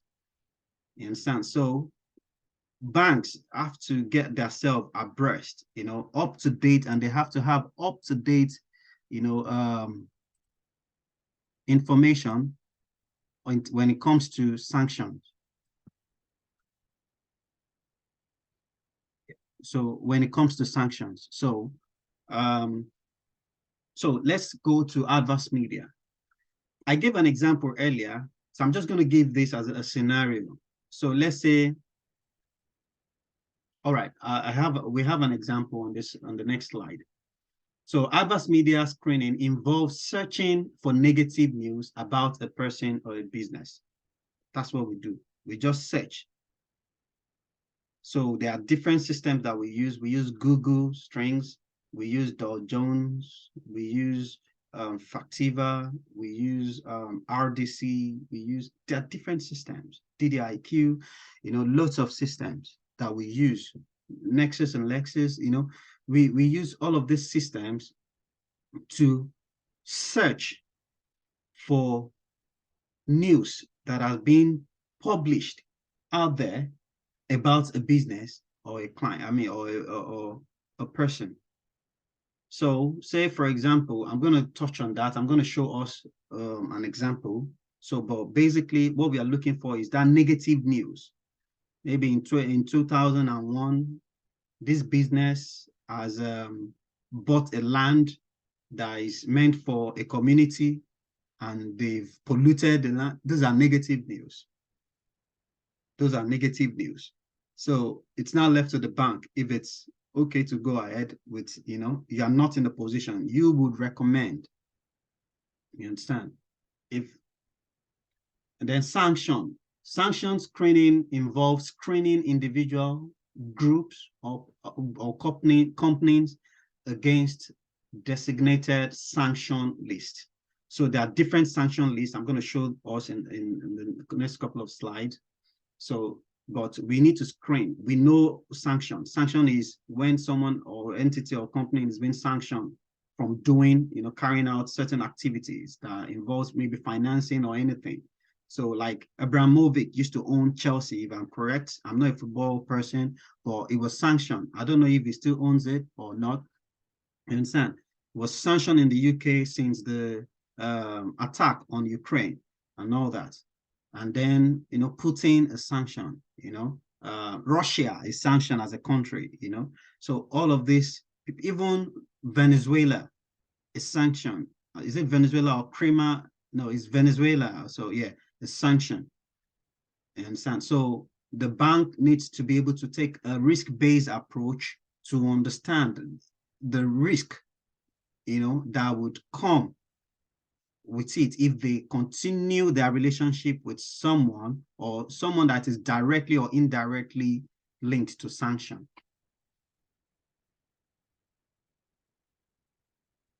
I've forgotten what I've said earlier. But yeah, so that's a joke. So so it's now left to the bank to decide whether they want to continue that relationship, but they need to take a risk-based approach. They need to have a closer look, you understand, at it. It might just be someone who was born in Russia, but now lives in the UK, you understand? Does that imply that this person, you understand, is, posed as a risk? It's left to the bank to decide, you get. So, but as an analyst, you need to highlight all of this risk.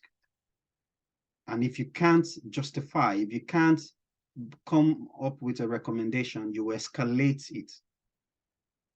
You escalate it. So, and also PEP screening. We know PEP screening involves a search of official political exposed person list to review whether the candidate is listed as a PEP or maybe RCA. RCA is relation and close associate of a PEP. So when we do this search, we would get hits. Let me show you that so that you won't be thinking hits. So this next slide, this is Dow Jones. This is what it looks like. So you won't just have, I can't just have an account of Dow Jones outside, it has to be, it's a bank thing, and so when the one that says risk center is the one that does sanction screening. The one that says Factiva is the one that does adverse media. The Risk Center also does PEP screening. So Dow Jones is a tool that we use for screening. So this is an example of Dow Jones when we want to enter the name. So if you see at the top here, you see Stephen there, and then I have dotted the last name. You understand? So this is a string. So this string is prepared. I don't know, all these jargons, criminal description, defraud, DEPRA, all these things. This is what pulls all of this information from all over the world. But so if you look at it, it says there, all dates, all sources. We'll pull from all sources, all publication. So all authors, anyone that have, published it, from all authors, from all companies, all subjects, whether it is scam, sanction, all subjects. You understand? I think I cut that place off. I actually did this off from work. So this is the strings. These strings have to be, anything missing in these strings will not let you do a proper screening. So at the top here, you can see my mouse over at the top here is where you enter the name of that person. Or if it's the name of the company, you enter it here. If it's a limited company and it's Sheyi Adi Limited Company, Limited, you will just enter Sheyi Adi. You won't put limited there. The prefix, the suffix will be, the suffix will be gone. So it will just be the name of the company. So in this sense, so this is screening. And then you run search. So once you run your search, it comes out with something like this. It comes out with something like this. So remember the Stephen, that's what we do. That's the search that we've done. This is just a screenshot of one of the publication. If you look at this publication, it was done at Metro. So Metro publication or whatever, Dubai, you understand? Maybe it's Dubai that they're trying to write. So, and it was done in April 20 by Sheila Flynn Diggett. So, but we're not looking at this. You just look at where it was done, and then you quickly go through the article. So this is a hit. This is a hit. This is what is called a hit. So what we need to do when we are reviewing hits like this. So on a page on a search, you might see 100 hits. 100 articles like this will come, but it's your duty to examine, depending on the procedure of the organization. The organization might say the general procedure, although the general procedure is to assess the first 20 articles. In Morgan Stanley, they will tell you to do the first 30. So you need to assess all of them to see if this person is actually our client. Remember at the start of the training, I said Mr. John committed atrocity, and that atrocity, we will find out if we understand. But because we know Mr. John, we have his date of birth, we have his country of residence, we have his address, we have his full name, we will be able to say this is Mr. John or not. So for example, if you look at this, an 18-year-old man was charged yesterday with Mr. Monley's mother, Stephen, blah, blah, that's the person we screened, of guilty view, something in South Hill, was remanded in custody last night. So this is a negative news.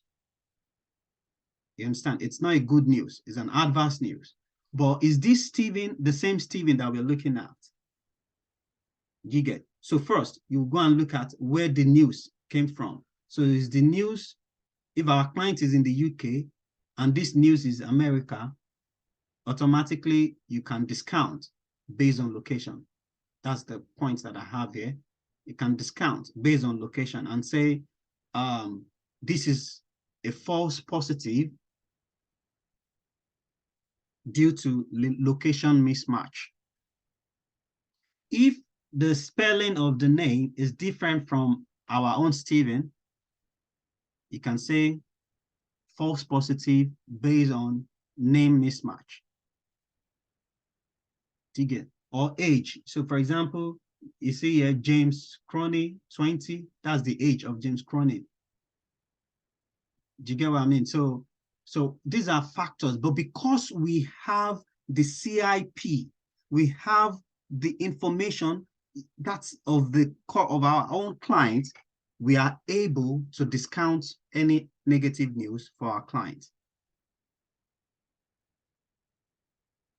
So in essence, if there are multiple articles, you would say article 1 and 3 are discounted based on name and location. And then maybe article 4 and 5 and 6 are discounted based on age. So maybe at this time, at the time when this article was published, the client was just maybe 15 years old. You can discount it like that. So we are able to discount negative news based on age, based on name, based on occupation. We know Mr. Steven works in a construction company. Okay, but in the article, maybe in the article it says is a policeman or is an attorney. So then we would be able to discount and say discount based on occupation. Does that make sense? Does that make sense, guys? Yeah. So we have that there. So we are able to discount. But if this person is our person, we see that the location match, the age match. Even if there's no age, we see that the name match. And the year, and we, something that, you understand, we would say this is a true match. And then we would add a comment on the document and on our file that there's a true match on this person committed this, and that's in so year. That will go straight to escalation, and they can review that article. They can review that article. So let me quickly go into the next one. So the next one that we have here is a PEP. Okay, so if you look at it, that's the risk center that I mentioned earlier. This is what it looks like. Okay, this is what it looks like. So same way you would discount this as well. Same way. So these are list of sanctioned body. This is a list of, oops. This is a list of sanctioned body. So we have the HM, Her Royal Majesty Treasury sanction list. So you get this in the material that I'll be sending to you. There's an OFAC list here, and there is EU consolidated list of sanction. There's UN sanction, So and then the role they play, what they do, would they target. So the HM Treasury sanction list targets or applies to all individual and legal entities who are within or undertake activities within the United Kingdom territory. So it doesn't it includes all these Jersey Island, all those king areas, that's United Kingdom, Northern Ireland and all. So this is OFAC. This is pretty much United States. So this is only for United citizens wherever they are in the world, So and this also is also for corporate entities as well. So anywhere they trade, as long as they are spending dollars, you understand, they will be sanctioned. Where any business or any person that is spending dollars that lives in and outside the United Kingdom must be sanctioned, must be screened against OFAC sanction list. An EU consolidated, sanction list is also for EU citizens, and likewise UN sanction list. So this is basically security. UN has sanctioned Russia as well. So for securities and all that stuff. So that's we are finished. So see, we finished early. So this is, and I hope if we go back to the video, on, you know, by the time I share this video, it would be useful to us. So when we're doing enhanced due diligence, these are the things that we do. We complete the CIP, that's the customer information program, or data gathering, or triage, or whatever it's called in any organization you find yourself. We will also ensure that we complete a sufficient investigation on the customer's source of wealth. And if there's anything on the source of funds, we then ensure that we are highlighting and we identify every, you know, complete source of funds. And also we talked about the transaction analysis, transaction monitoring. It's also a key part of, you know, enhanced due diligence. It's a key transaction. It's where a lot of these, what's it called? A lot of suspicious activities lies. If we get it wrong, you know, it's going to cost the bank, it's going to cost us, you know, and so on. So also we talked about screening. So screening is key. And then I've mentioned on how we are able to discount screenings, you know. It's not something we would, you know, find out, we would know all at once, but when you get into a role, you understand, you would start to get more experience, you know, in terms of screening. They will tell you different banks has its own appetite, the way they want screenings to be done. But generally speaking, this is how you discount. Sometimes when you run a screening, nothing will return, no news will come back. That way you just say, you just put a comment, no match found, no hits, no screen, nothing returned, something like that. But if something returns, it's either false positive, that means there's something, it's just a false alarm, but something, it's there, there's an information there that does not match our client's information. So that means it's not our client, you get. So, and if it's a true match, we would say it's a true match. This, that, this is the reason why it's a true match. And we've talked about the strings. This is Dow Jones. That's what it looks like. Screening and all that. So I'm going to stop sharing right now.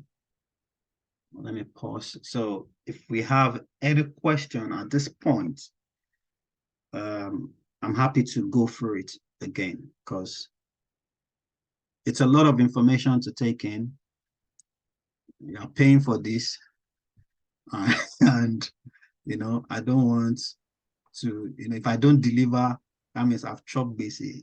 Yes, I don't want you to be doing sanction screening for me. You know. So, but yeah, so far I hope you've been able to get value for what you've paid for, and in terms of this training, that's my aim, and to continue to support you even after, I mean, post-training. So, you know, after this training, I'm going to be sending the link out to each and everyone in the group, in an email. So the link always have an expiration date, an expiry date. So the link you would have for a minimum of at least 1 to 2 months. Do you get? Reason is information changes. Do you get? And especially within risk and compliance, there's a lot of change that happens within risk and compliance, and this is something I wouldn't want you to hold on onto a stale information. Like, do you get? So you keep yourself abreast, especially when you join. When I add us into the group, you understand. If there's anything new, I'll put it in there. If you get to meet someone else that does, you know, this, you can ask questions, you know, get, you know, more information. There might be something different from our organization or his organization, you know, and all that. And then will be giving us materials to read. So it's going to be soft copy via email. So it's more comprehensive than I've put everything together myself. So over time, over months, so it's just bit and bit and bit and bit before it became what it is, what you'll be getting. So you would, so you can control F, if there's something that strikes, struck your mind, you can always control F, go into it, let me just share a bit of that with you. So we have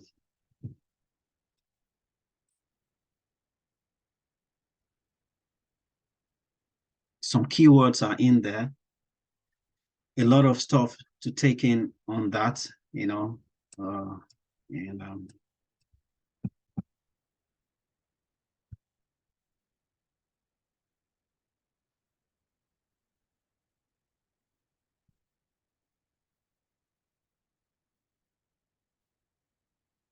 so let me know if you can see my screen. So what you can see the list of abbreviations, right? List of abbreviations, yeah, Grant. So these are part of the things that you would get. I mentioned POCA earlier. So Proceeds of Crime Act. Do you get that's an act, 2002. And SAR is there, SIC is there. That's Standard Industry Classification. That's how nature of business have been classified in codes. So we have UBO, SPV, so special purpose vehicle, different. So you can look NCA, AMLRO, you can look all of this, abbreviations up, if you want to find more information on that, you get. And in your own time. Get acquitted today. Yeah, exactly. So you need to, in all of these words, you need to, get acquitted with it. So I've also highlighted some, for example, countries that are under sanction, you find it on the, so we have Burma is one of the countries that the US has placed sanction on for human rights and political reasons. Cote d'Ivoire, Cuba, Iran, North Korea, Syria, so on, Idiga. So these are sanction lists. Sanction lists can change. Another country might have been added. That's why I said the link, the video that I'm sending, you would expire and all that. So you need to do your own homework as well. You see list of stock exchange. So when we talk about PLC, public listed companies, so you need listed companies. There are companies that put their shares out there to people, to the general public, that they can buy shares on them. So you can go on, if it's a New York, United States company, you can go on New York Stock Exchange to look them up. Shanghai Stock Exchange, London Stock Exchange, they have their website there. The NASDAQ, that's there to Japan's, and so on. There's a list here. There's a link there for you. So I mentioned complex structures earlier. You understand? So complex structure is a structure that has more than 2 or 3 layers of ownership. I gave that example earlier, and I'm sure by the time you go through this, it would start to make sense. Everything will start to come together. See, there's sanction, OFAC list, and all that. So types of sanctions. So I've actually, put a bit together there, and MLRO duties. So these are like the second line of defense. They would also, for example, I mentioned if you find a true match on screening, and they need to make a decision on it, it will be escalated to the senior. So the MLRO or the AMLRO, MLRO is the money laundering reporting officer, or is also known as the anti-money laundering AMLRO. So you can always, get a close, get yourself abreast with their rules. You understand? So, but as an analyst, as a KYC analyst, there's room for you to grow from just being an analyst, to to AML, KYC AML analyst, to QC, SME, then, you know, QA, then AMLRO, you know, and all that. So there's room for, you know, in that space, they get paid more. So as a KYC analyst, you can find yourself a job that will pay as minimum as 150 a day in terms of contracting. A lot of jobs out there pays around 200, 250 a day. Some pays more, you understand? And the more you gather that experience, you would find out that you know your worth. Do you get? So for example, me, I'm not looking for work. I'm not prouding, you get, but I'm just saying, do you get? So I'll be looking for something that would fit in what I do currently. Do you get? So that these roles within the KYC, even you can still get up to like 400, 450 a day, even 500.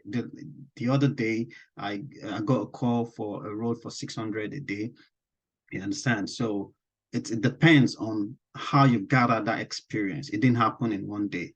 Do you get? So I have a friend that he started through, you know, just a normal per hour, just for him to gather experience. So if you don't mind, you can, but in terms of CV and all that, you need to be very proactive in searching for jobs. It's not easy out there. There are lots of people, as we are talking, that are doing training as well.